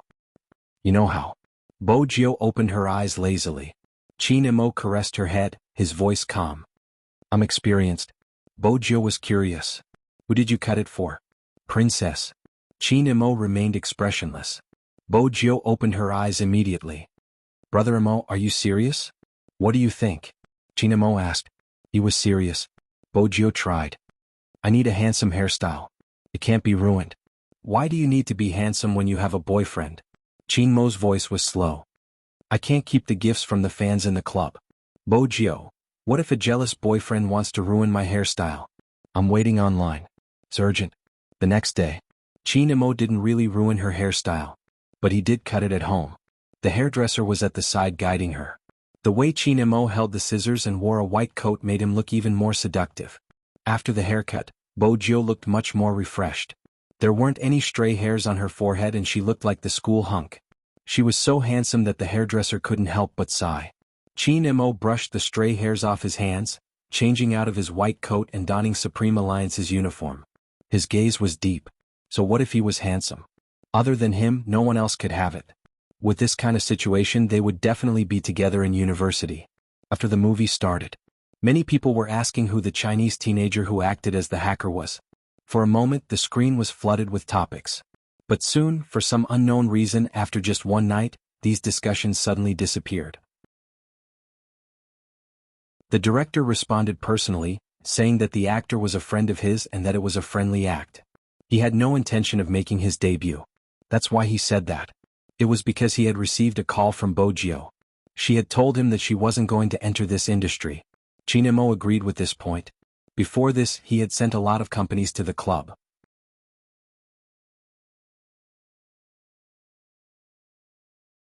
Chapter 1507. The group of entertainment companies didn't dare to come again after hearing Chinmo's words. The Qin group could easily kill them with a single move. Be it money or resources, they were the best in the entire industry. And, fiancé, cough cough cough cough. It was easy to imagine the scene of the bosses of the entertainment companies choking. At that time, Chinmo's assistant had been smiling from the side, thinking that flaunting his wealth wasn't the main point of his young master's words. The main point was to be proposed to. Boss Qin wanted the entire business circle to know that he was taken. Boss Li, who had been asked by Chinemo for advice on how to raise his brother, didn't receive any follow-up questions. There were also people who didn't change their minds and wanted to interact with Bojio alone. In the end, they realized that they had been too naive. Some people weren't people the media could follow even if they wanted to. The courtyard wasn't a place anyone could enter as they pleased. On the other hand, the retired big shots would often see Chinemo bringing his little friend out for walks. Occasionally, he would ask the child to help carry the flowers and ask, "Have you done your homework?" As someone who was used to being left alone, Bojio would stiffen every time she was asked such a question. "We can talk about something else." After reaching school, Bojio didn't sleep. Instead, she took a book and started revising. She couldn't be at a loss for words every time she returned home when the Almighty asked her what she had learned today. The blonde from second high came looking for someone. The gist of it was that he wanted to study hard too. Bojio was slightly taken aback. She sized him up. "Study? You?" The blonde gave her an expression that said, "Why can't I study hard for the person you love? Who wants to get into a better university? Let me work harder." Bojio replied, "Who is that?" "You know." The blonde suddenly felt embarrassed. Bojio tapped her fingers. "You want me to tutor you? Isn't it obvious?" The blonde swept a glance behind him. "I wanted them to tutor me." Bojio followed his gaze and saw a few street bullies scratching their ears and cheeks. They didn't even understand middle school English. "You probably didn't improve. You're telling me all the wrong answers," the blonde said angrily. "Bojio, are you tutoring me or asking for answers?" Expert, you have to save me. The blonde scratched the back of his head. I can't do too badly. It doesn't show anything now. My mom said that when I enter society, it will depend on my education. Bojio arched a brow. Wrong, once you enter society you will see who your father is. Blondie's face was stiff. When I can't make it anymore, I'll go home and inherit the family property. Bojio stuffed a hand into her pocket. She seemed to have thought of something and leaned forward slightly. Is education very important? In any case, her group of friends always think that I don't know anything. The way they look at me is really... Actually, I don't really care about it. Blondie tilted his head. I don't want her to embarrass herself. Bojio's gaze dimmed. What if the girl's education level is low? People will probably talk about her after she enters society. The blonde was deep in thought. I won't care. Some people with high education levels are tired of chatting. Do you know what they will talk to you about? They will discuss the progress of mankind and ask me how the theory of relativity came about. They will think that you don't understand because you are uncultured. Sigh, it's a blow.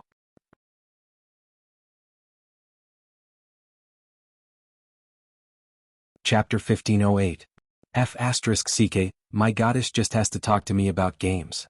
The blonde glared. Do we need to talk about anything else? Bojio replied slowly, is it appropriate for someone with a girlfriend to call another girl a goddess? My girlfriend is a Luo fan, I followed my girlfriend's footsteps to become a Luo goddess, the blonde replied seriously. Oh, Bojio replied. What do you think about her retirement? I hope it won't be so soon. The blonde was unusually serious. Bojio tilted her head, deep in thought. The blonde watched from the side. The more he looked, the more he felt that it was unfair for a girl to be so handsome. More importantly, he would unknowingly treat her as a boy. He thought about the recent events and couldn't help asking, oh right, I have a request, expert, can you not be so handsome the next time you appear? Bojio arched a brow. Mamich? My girlfriend doesn't even look at me the moment you appear, she only stares at your video. The blonde sighed. I even got a haircut for her but it didn't work. Bojio sized him up casually. No wonder your hairstyle is so similar to mine. Isn't it handsome? The blonde caressed his head, sending her an expression.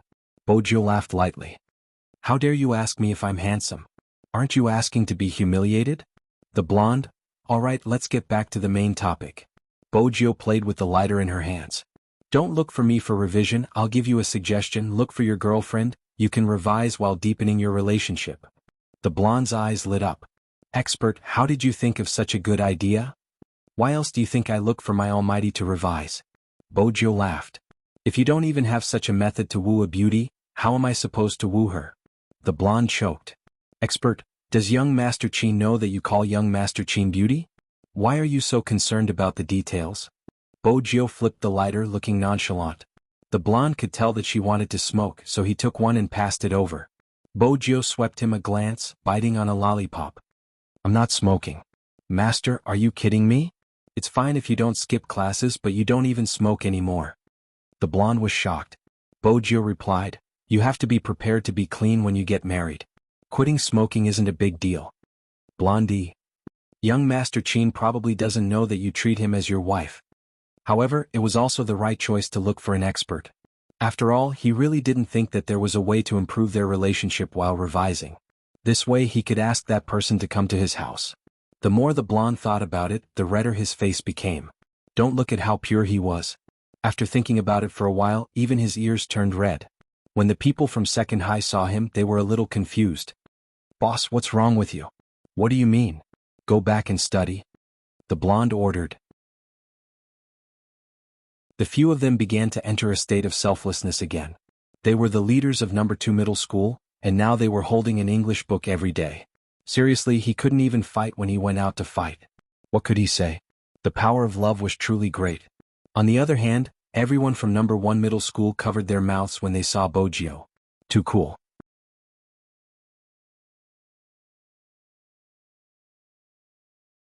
Chapter 1509. There must be some activity in the team today. Bojio wasn't wearing her school uniform. Instead, she was wearing a black uniform. She stood in the middle of a group of high school students. The current Bojio was completely different from when she had first arrived. She wasn't just a school hunk. She was like a celebrity but more mysterious than one. As an esports champion, she didn't spend much time in school. Moreover, she was about to graduate and there weren't any compulsory classes. Some students who were good at their craft had already left school. Hence they had more freedom. One could imagine the reaction of the students when they saw her again. They walked round and round. Basically, there were cries of, "Ah!" Someone couldn't help but ask, "Almighty Z, why are you wearing your uniform today?" They thought they wouldn't get an answer. Unexpectedly, the youngster stopped and said, "Supreme Alliance is recruiting. Those who aren't dressed neatly will be punished." Recruiting? This word didn't just arouse the curiosity of the students. Even some esports platforms started to become active. Supreme Alliance was recruiting? Everyone knew that Supreme Alliance had been recruiting previously. That was when they met Spadesy. The election held by Supreme Alliance was still fresh in their minds. The FC King of Zone C had appeared for the first time. She had even brought back north of the Yin Mountain and the famous RMB player, Feng Shang. This time, they didn't know if Supreme Alliance would be able to achieve the same result. They could imagine that it had been a year since they saw Spadesy. A year. Time passed so quickly. No wonder Goddess Luo wanted to retire. The news from the past 2 days made the esports players feel uneasy. Goddess Luo had started to retire. What about Sanpang Almighty Xiao? Almighty Qin? They had entered the professional team at the same time. Even now, the video from that year was still on the internet. The three of them were beautiful in terms of positioning and awareness. No matter who they surrounded, they would be able to trap. But the person they had met back then was Qin Mo. It was undoubtedly a feast for the eyes. Even if they lost, it made people feel that Xiangnan's era was coming. Then it really came true. Qin Mo's hand was injured. In the Chinese esports industry, no one could stop the Xiangnan 3. From sorcerer to ADC, Luo Luo was experimenting. Because of this, people had a deep impression of it. This was probably the glory that belonged to them. Branded in their youth, how many people still remembered the days they had accompanied them? Emotions can't be stabilized. All the fans were the same. Because they had a premonition that their favorite almighties would start to retire one after another. Even such an outcome was unacceptable. However, they also understood that some things could not be forced. At this moment, such a piece of news came. Supreme Alliance was recruiting. The most interesting thing was that Almighty Qin wasn't the examiner this time. It was Spadesy. A media reporter asked, "Almighty Qin, why aren't you the chief examiner this time?" "I've made other preparations." Being asked like this, the fans thought about the issue of retirement again, and the uneasiness in their hearts just started to rise. In the video, Qin Mo tilted his handsome face and replied casually, "No, I'm accompanying Madam to be the assistant examiner. Is there anything wrong with that?" The media.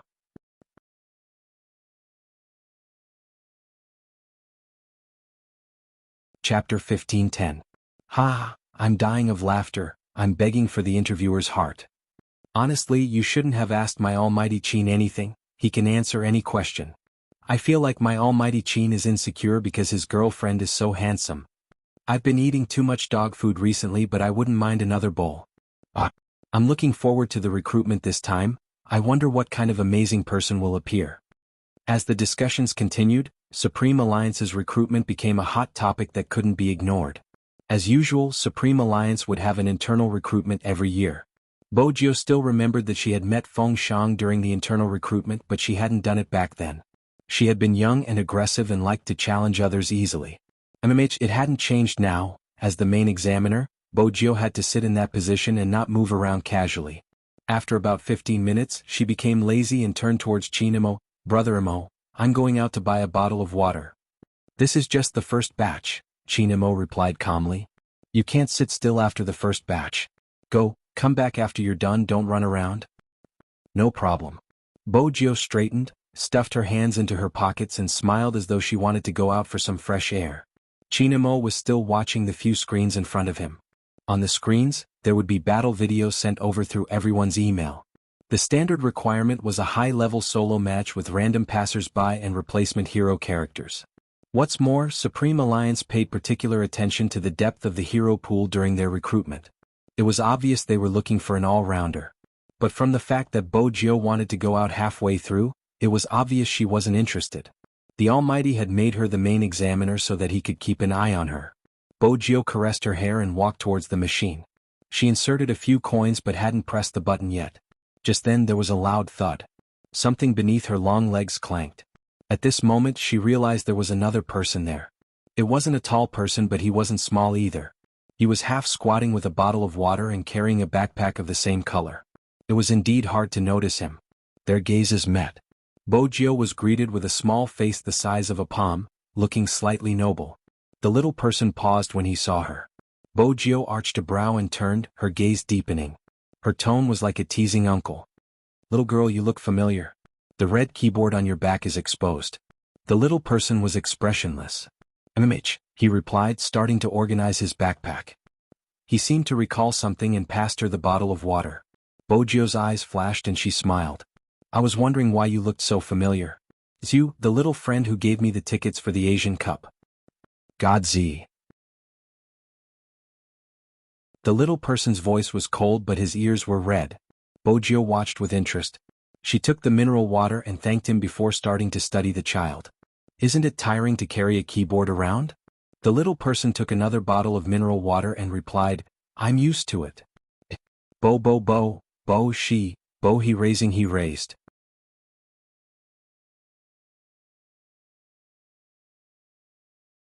Chapter 15:11. Bojio's smile deepened. "As expected, you look the same." "What do you mean?" The little person didn't understand. Bojio took a sip of water and leaned against the wall lazily. "My boyfriend looked like you when he was young. He had a poker face and was adorable." The little person shifted her body. She was still carrying her school bag. "I'm a girl." "MMH?" Bojio glanced down and glanced at the little person's short hair. "I couldn't tell." The little person noticed her gaze and caressed her head. "If you cut it like this, you'll look like my brother. We can take turns doing things." "You have a brother?" Bojio arched a brow. The little person replied, "MMH." Bojio liked children. She was probably influenced by the Almighty when he was young. The more she looked at the little person, the more interesting she seemed. "What's your name? How old are you?"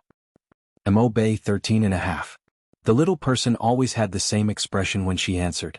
Bojio was addicted to teasing her. She tapped her face lightly and said lazily, "Supreme Alliance doesn't hire child labor." As expected, the little person frowned. "Can't I be a trainee first?" "Trainee?" Bojio couldn't help but reach out to caress the little person's head. Before she could move, a clear and cold voice came from behind her. "You haven't bought the water yet?" Bojio stopped and glanced over. She saw the handsome face that could make all newbies willingly follow his orders. "I'm almost done. I met an interesting little kid." Chinamo followed her hand and saw a little boy, with his head raised. He was waiting for someone to touch him, his face expressionless. Others might not be able to tell, but as a psychological profiler, he could clearly see that the little boy was not in a calm mood. It was obvious from the mineral water bottle in his hand. Otherwise, his hand would not have clenched so tightly. Even his eyes were deep. It was obvious that he was looking forward to something. Little Bojio had never been able to resist good-looking kids since she was young. Chinamo reached out and pulled her over. His voice was still calm. "Don't touch me as you please. You're like a weird auntie." "Weird, auntie?" Bojio was struck by the description. She was so handsome, how was she like a weird auntie? "All right, let's head back after we're done with the water." Chinamo held onto her hand and walked away. Bojio turned back, not forgetting to give him a faint smile, full of devilish charm. "Let's meet in a while." Chinamo noticed the red keyboard on the back of little boy, and guessed that he was a contestant who had come to participate in the competition. Therefore he didn't say much. Bojio continued, "Little kid's face is easy to poke." Chinamo arched a brow, turning to look behind him. He saw that the little boy was reaching out and poking his own face. It was obvious that he was nostalgic for something. This made Almighty Chin's eyes sink even deeper. "How old?" "MMH?" Bojio raised a brow. "How old is he?" Chinamo asked casually. Bojio lifted her thin lips. 13.5, that's a young age. You haven't even passed Supreme Alliance's recruitment age and you were recruited internally. You seem pretty good. Chinamo didn't say anything else. He glanced in the direction of little boy with a hint of warning.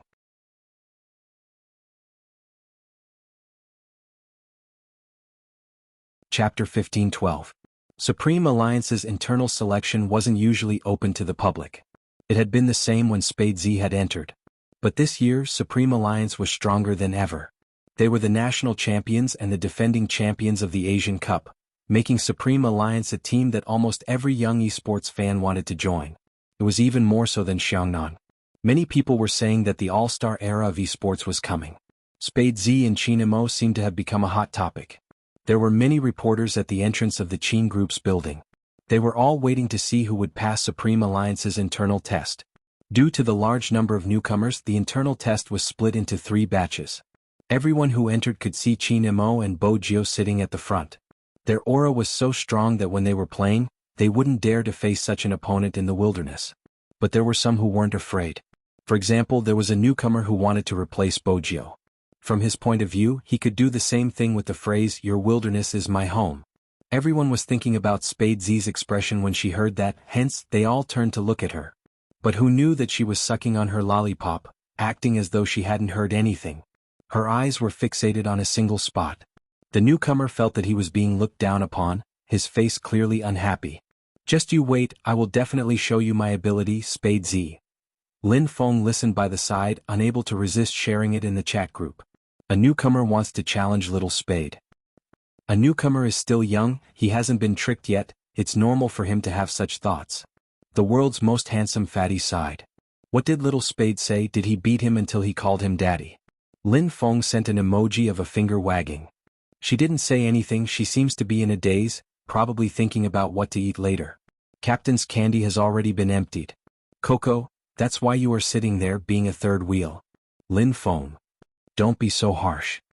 The world's most handsome fatty, it's simple, Yun who can go as well. Lin Feng switched off his phone before turning it on. Chat normally. I've heard of that newcomer, he's not bad. Someone sent a personal message. The most handsome fatty in the world? This ID looks familiar. He came to Xiangnan before. Running in both directions? Lin Feng raised his eyebrows. World's most handsome fatty? No, he looked down on our team and said he wanted to join the champion team. Lin Feng, for some reason I feel very foolish and naive. Why didn't I have such thoughts when I was young? Wait a minute. There seems to be a situation. Situation? What's going on? Zhao Sanpeng was so anxious that he even started a private chat. *CK Lin Feng, why did you stop talking? Is Little Spade fighting with the newbie? Tell her not to be soft-hearted. Young people need to hit hard. Lin Feng? Little submissive Lin? Yun who's domestic slave. Lin Feng, *CK what are you talking about? It's my family that raised him, understand? Zhao Sanpeng chuckled and was about to mock him. Another voice came from the other side. Aha, that newbie was beaten up by a kid. Zhao Sanpeng, a child? Lin Feng didn't reply because he was looking at the screen excitedly. He turned to ask Bo Jio, you've been looking at this kid since the beginning?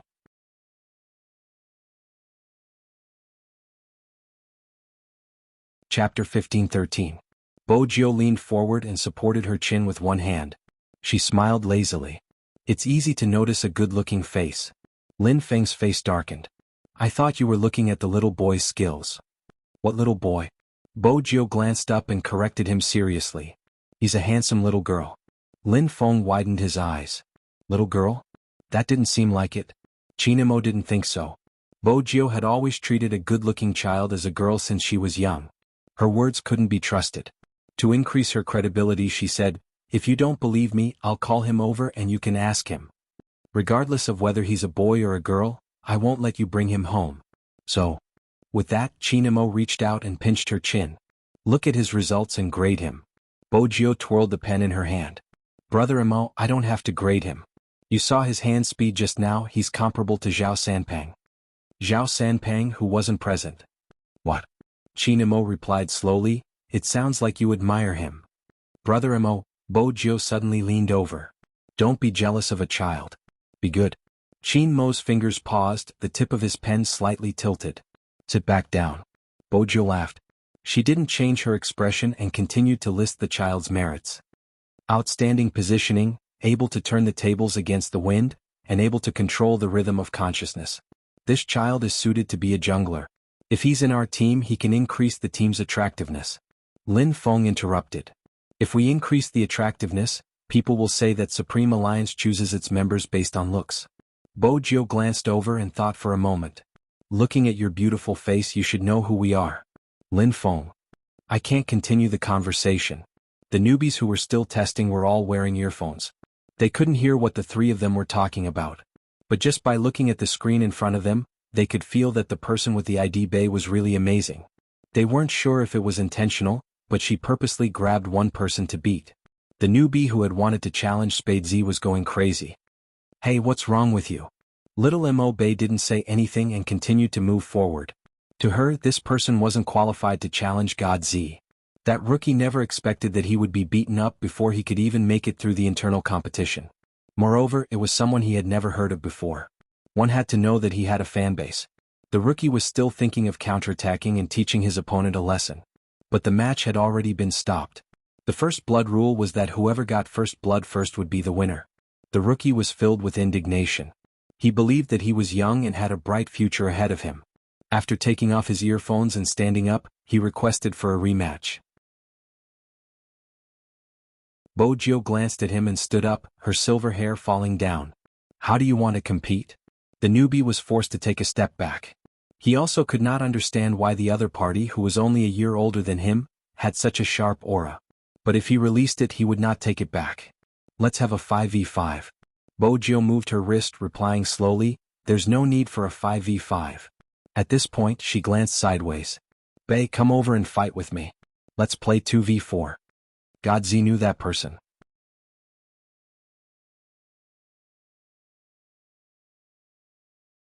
Chapter 15-14. The little boy wasn't tall and his dressing was a little rustic. She didn't know which era his sportswear was from. Thanks to his face, he looked fair and handsome. Otherwise, no one would be interested in seeing her dressed up like this. However, this wasn't the main point. The main point was this the Bae who was fierce when fighting just now? They couldn't tell at all. Also, wasn't she a little too young? Everyone had to lower their eyes when they looked at Mo Bae. Under normal circumstances, twins of the same egg would have less nutrition than others. When they were young, they wouldn't be very big. In addition, Mo Bae's clothes looked like she had borrowed someone else's, which made her look even younger. Everyone had a look of disbelief on their faces. They couldn't connect the person in front of them with the assassin in the game. On the other hand, Bojo lifted her thin lips and waved at her. Little Mo Bae walked over. She raised her small face and didn't have any emotions. If it's 2 against 4, I need to change the keyboard I brought. Are you used to using the red keyboard? Sure. Bojo reached out and took out the keyboard from her backpack. Then she turned her body sideways and found a random computer. She changed the keyboard. Her movements were so fast that people wondered if she was a professional. Changing the keyboard was a common thing for Bojo. After adjusting it, she pressed the restart button of the computer. She leaned there and smiled. Who said he wanted to fight just now? Come on. The newbie watched from the side. He didn't know why, but he wanted to retreat. He thought that his skills were already very good among his peers. But he didn't expect that the person who defeated him just now was a child. Now, the two of them were going to join forces. But what if he won? If he really won, it would be said that he defeated Spade Z. This topic was too tempting for him. The newbie smiled. It's me. Sit. Bojo tilted her face. Her silver hair fluttered with her movements. The newbie sat down and found 3 friends that he often played with. They were here for the internal testing. The newbies sitting in front of the computer were both excited and afraid to compete with Spade Z. They couldn't suppress their opponent, so they looked at each other, their nervousness obvious. What's there to be afraid of? Our skills aren't bad. We didn't become a professional team just because we didn't participate in the previous matches. Besides, it's a 4v2 right now. It's not certain who will win. The newbie had a good idea. Moreover, both of them are assassins. Their positions are conflicting. There are only so many resources in the wilderness. If they dare to come to our wilderness, the 4 of us will surround them and make sure they never return. When the newcomer said this, he seemed to have forgotten that Spade Z was an all-rounder. She could play any position. Hence, when Spade Z chose the tank team, the rookie was dumbfounded. What was going on? Not only that, choosing Tanfu was one thing. You're even bringing a jungler? Wait a minute. Spade Z's team was a double junglers? Everyone turned towards the little boy and Bojo. The top 20 players in the internal testing arena were crowding around them. They stretched their necks to take a look. Even Lin Feng was interested. Captain, isn't this the first time little Spade is assisting someone other than you?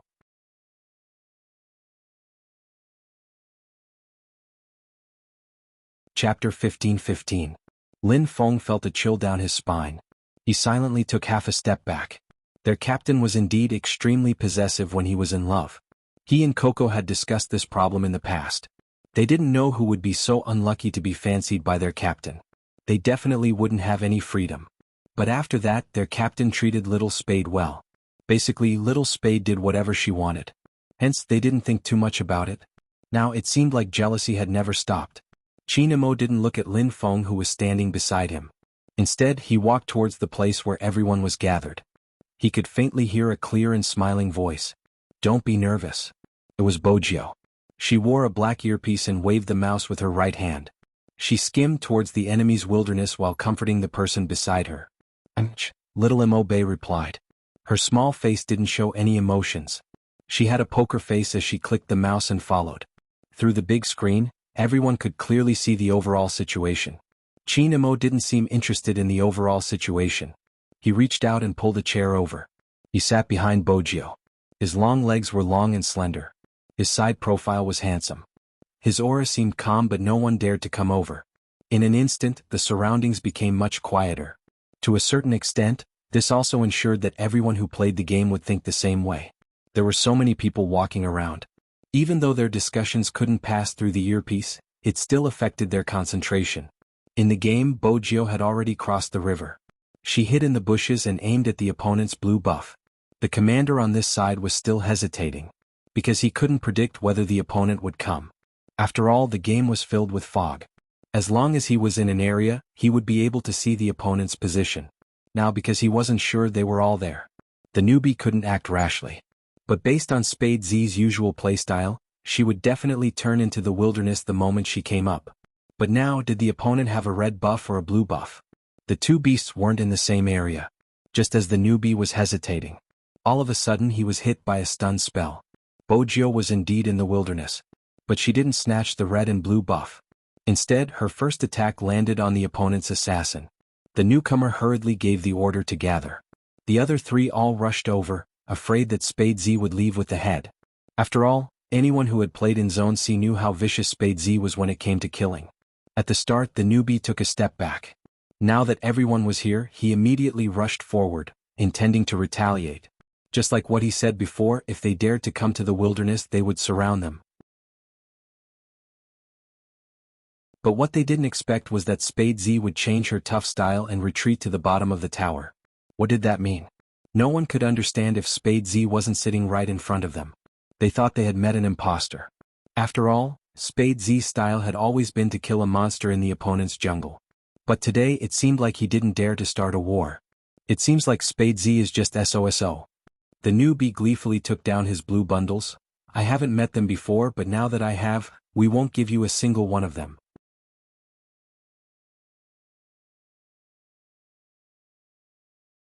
Chapter 15-16.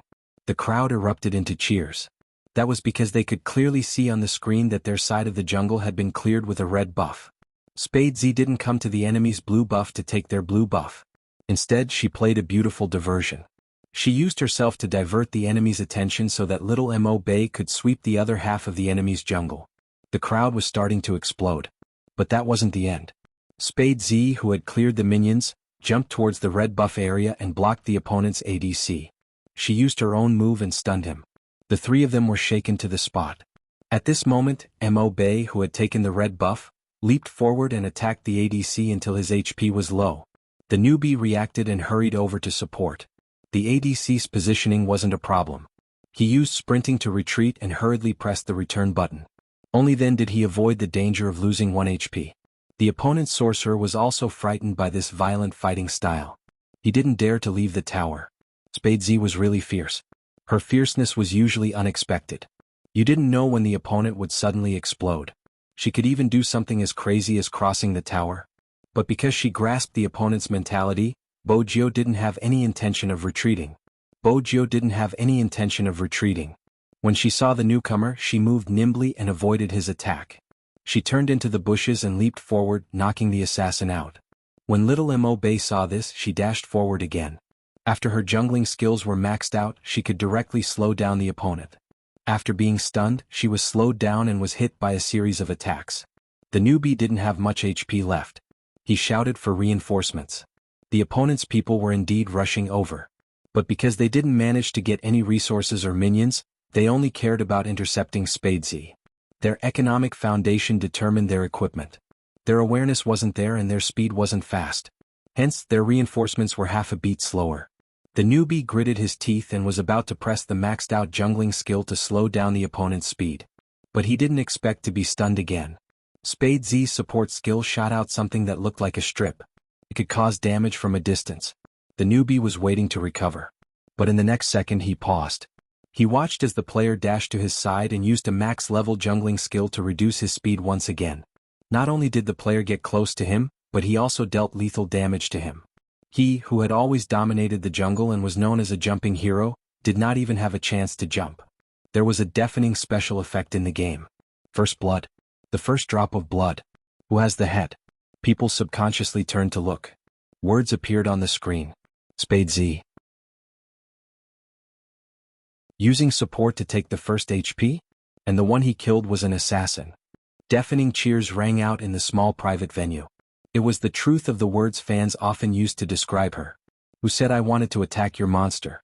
I'm going to hit you and take the red and blue beasts from you. The other party was already feeling a little numb from this kind of heavenly performance. In the past, he didn't think much of it when he watched the competition. After all, they had always believed that Spadesy's defeat was mostly due to her positioning or maneuvering. If it had been them, they definitely wouldn't have done such a thing. After all, Spadesy's moves weren't invincible. But when they sat down and fought with Spadesy, they realized that Spadesy was the real deal. There were some things that you couldn't think of, and even if you did, you wouldn't be able to keep up. It was a different feeling from being able to look at the entire map from the audience's perspective. They couldn't even guess what Spadesy wanted to do. Originally, he wanted to watch the operation at the beginning. He thought that the other side was worried about the 2v4 and wanted to hold back a little so he wouldn't be too aggressive. He didn't expect that her target from the start wasn't anyone else, but the assassin from their family. There was a principle in playing this game. As long as you can suppress the opponent's assassin, then the wild zone will basically be yours. It seemed like Spadesy wasn't worried at all. It was because they had used conventional methods to think of her style of play, and they had thought of it wrongly. Someone shouted, FC King God Z. All that was left in the surroundings were the shouts. Some of the opponents wanted to stop Spadesy, but when they saw that her HP didn't seem to have dropped, they stopped. All of a sudden he lost all thoughts of intercepting them. But even if they didn't stop her, it didn't mean that Spadesy wouldn't take the initiative to attack. She already had a kill on her, so she had pulled away from the opponent in terms of finances. In addition, their little assassin was hiding in the bushes at the side. Bojio didn't hesitate. She leaped forward and used the special skill of dizziness. That was when the audience realized that in the seemingly easy operation, there was a shocking technique involved. Up until now, no one had been able to accurately hit Spadesy. On the other hand, the damage she dealt was able to knock out two opponents at once, and her attacks didn't miss. Achieving this sounded like a very thin task. But when it reached the extreme, hand speed, prediction, consciousness, passive moves, familiarity with the map, and even the key points of the opponent's skills. All of these required the operator to be incomparably familiar with them. Not everyone could reach this step. Not everyone was Spadesy. Even though this was the first time they played together, little Mo Bay, who was extremely cooperative with Bojio, leaped over the moment the two opponents were knocked out. Her target was the fragile ADC. The ADC didn't have a red buff on him. Even if he resisted, he could only deal a little damage. At this moment, Bojio followed over. She used her max-level jungling skills and forcefully reduced the ADC's speed. This time the ADC didn't escape. Little Mo Bay twisted her wrist, and with a beautiful movement she successfully took down the opponent's head. Did she think it was over just like that? How was that possible? Bojio sat in front of the computer with her black earphones on and a smile on her face. This meant that she had locked onto her next target. The opponent's tank wanted to cut off their back in order to protect their sorcerer. But he didn't expect that Spadesy didn't go for their sorcerer. Instead, she turned back and hit him with a stun. Little Mo Bay didn't say anything when she saw this. With such a high level of cooperation and the whole set of damage, even a tank would lose some HP. The newbie on the other side saw this and immediately rushed over. Even if he couldn't kill Spadesy, he would be able to bring this arrogant child away to regain some face. After all, once the assassin's damage was used up, he was basically useless. But just as he was about to come in with his spear, A voice suddenly rang out. But in the next second he froze. It was another jungling skill that slowed him down.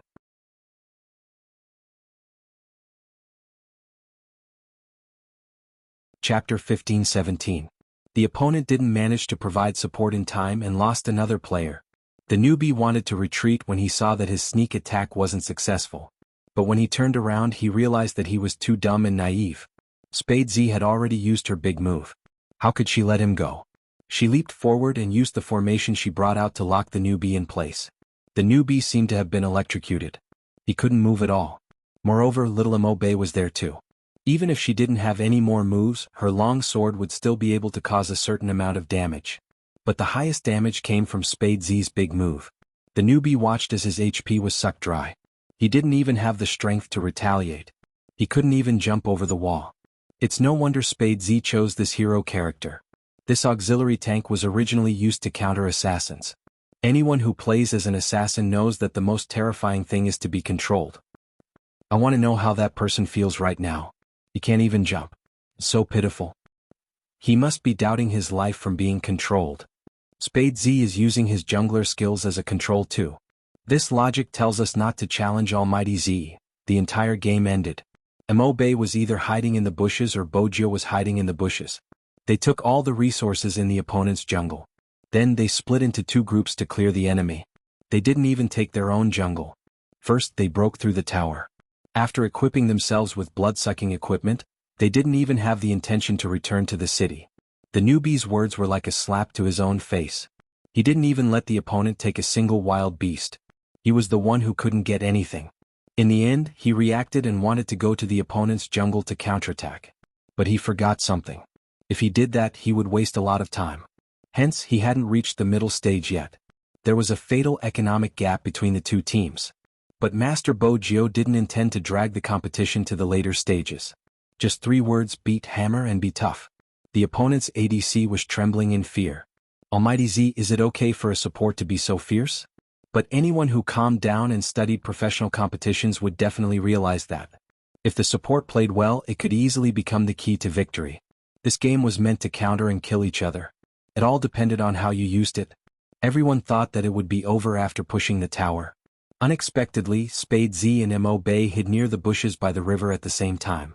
He didn't move at all and no one knew what he was doing. The rookie leaped over and wanted to demolish the tower. But before he could jump, Spade Z froze him in place.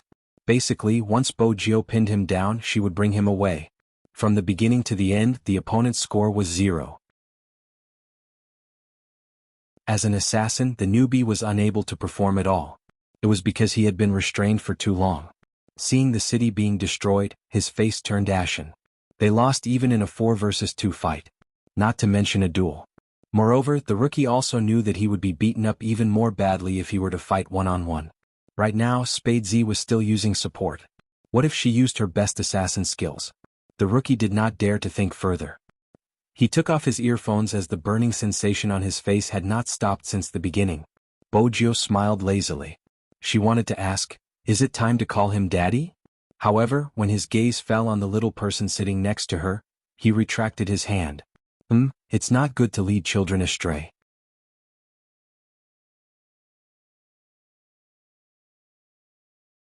Chapter 15-18. Are you done? Chinmo's voice rose slowly. If one listened carefully, it sounded cold. Bojio took a step back. Then she seemed to have thought of something. She used the slide of the chair to reach Chinmo's side and stood up. She placed one hand on the chair and tilted her head. In front of everyone, she planted a kiss on the side of his face. Her silver hair fell down. She was still that handsome and arrogant youngster. I'm done. I'm asking for a reward from Captain. This time Chinmo smiled. He pulled her to his side and looked towards the newbies who were stunned. The top 5 in terms of data stay behind. Little Emobe stood up. She carried her school bag and stood at the front of the line. Chinmo swept her a glance and didn't say anything. But he knew that this little boy was in a good mood. Little Emobe was indeed in a good mood. Even though there wasn't any emotion on her face, she was happy inside. She hadn't expected to be able to play with Almighty Z. Besides, she seemed to have touched her head just now. With this thought, little Emobe reached out and touched her head. Chinmo's gaze deepened. He left the rest to Linfeng. He dragged a certain someone to the office on the top floor and locked the door. Bojo still didn't understand what was going on. The Almighty pressed her onto the office sofa and started kissing her. All he could smell was the faint scent of mint. His thin lips pressed against her ear, and even his voice carried a trace of numbness. Did you have a good time playing games just now, Mamage? It's nothing much. Bojo's body trembled. When she felt his hands sliding in, even her eyes started to tear up. Chinamo held her waist and lowered his gaze. When are you going to change the fact that you want to bring a good-looking child home to raise? I only want to raise one. Bojo immediately understood the reason. Chinamo arched a brow. Then why did you help her? Brother Mo, she is really a little girl. Bojo felt that she had to make things clear. Chinamo smirked. When you first met me you said I was a little girl too. Bojo. Did he hold a grudge for so long? Lin Feng is still there. You can ask him, Bojo suggested. Chinamo leaned forward. He will ask. We will solve your problem slowly. What else do I have? The rest of Bojo's words were replaced by kisses and hands. Chinamo was really jealous. Even when he was young he didn't want to be surpassed. A numbness spread from her tailbone. Bojo was locked in his embrace and moving would only bring her closer to him.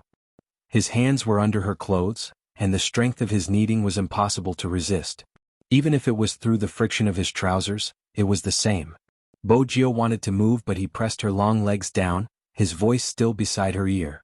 In the future, don't touch other people's heads so casually, understand? That voice was a little heavy.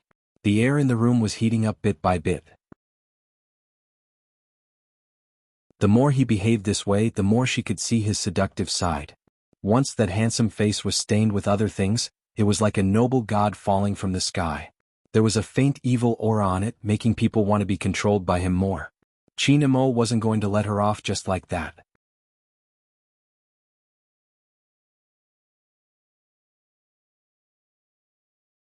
Chapter 15-19. The numbness engulfed her like a wave. This time it seemed to be stronger than any other time. He had purposely targeted the spot where she couldn't take it. This was probably the Almighty's punishment. The frosted glass blocked everything. It was still cold outside. But the heat in the room couldn't be stopped. When Chinamo leaned over again she could see the sweat rolling down his face. The sight of him in his uniform made her want to snap him in half and imprison him in her arms. Bojo had nowhere to put her hands. She could only wrap them around his neck. Her thoughts were completely blank, the only thing she could feel was her racing pulse. Step by step it was mixed with the sound of their heartbeats. It was as if someone had set fire to their bodies. Even the mole under the corner of her eye seemed to be shimmering with tears. Chinamo watched her, his gaze darkening. When it reached a certain level, he stopped and hugged her, burying his handsome face into her shoulder. His breathing was heavy. I won't stop after you get into a university. There are still 2 more months. Bojo was in her uniform. Other than that, her white shirt was open to her waist, her fair arms hanging by the side. Her beautiful eyes were still a little dreamy, like a black swan that had just been fished out of the water. Her silver hair and snow-white skin were so beautiful that it made him want to continue. With a twitch of his fingers, he pulled his uniform over and wrapped it around her before hugging her in his arms. Bojo felt his heat and knew it was best not to move. The temperature gradually dropped, but it wasn't easy to get rid of his thoughts. Chinamo glanced at her again. This time he stood up and walked into the bathroom in the office. Bojo could vaguely guess what he was doing when she heard the sound of water. She felt her face heating up. She decided to divert her attention, taking a bottle of chilled mineral water from the small fridge. When the temperature of his body dropped, Chinamo came out. His black hair was chilly. He wasn't wearing a shirt, only a pair of long pants. There were still water droplets on his thighs. His eyes were so deep that one couldn't look away. Bojo took another sip of mineral water. She couldn't be seduced so easily. In the end she would be the one with the backache. However, she couldn't go out in her current state. His neck and collarbone were covered in marks, and his shirt was wrinkled to the point where one could tell what they had done at a glance. The smart Bojo knew that the Almighty was doing it on purpose. Chinamo didn't leave her alone. He reached out and snatched the bottle of mineral water from her hand. What are you thinking about? That kid just now? No. Bojo smiled. She leaned over, wanting to take advantage of the Almighty since he had just come out of the bathroom. She couldn't control herself. I was thinking about you. Chinmo's eyes moved. He turned his head to look at her. Then he suddenly smiled. He emptied one hand and lifted her chin. He slowly moved closer but didn't kiss her. His breath landed on her lips again and again. You should think about your physics results. You'll have tutoring later. Bojo. Is this boyfriend biological? You're tuning in to the Han Lee's Wuxia Chronicles YouTube channel. We're so grateful for your support, and don't forget to subscribe to join us on this incredible journey through captivating stories. Your generosity through donations truly makes a world of difference, as it's the primary source of revenue that allows me to expand and enhance this channel for you. Thank you from the bottom of my heart for being a part of this adventure.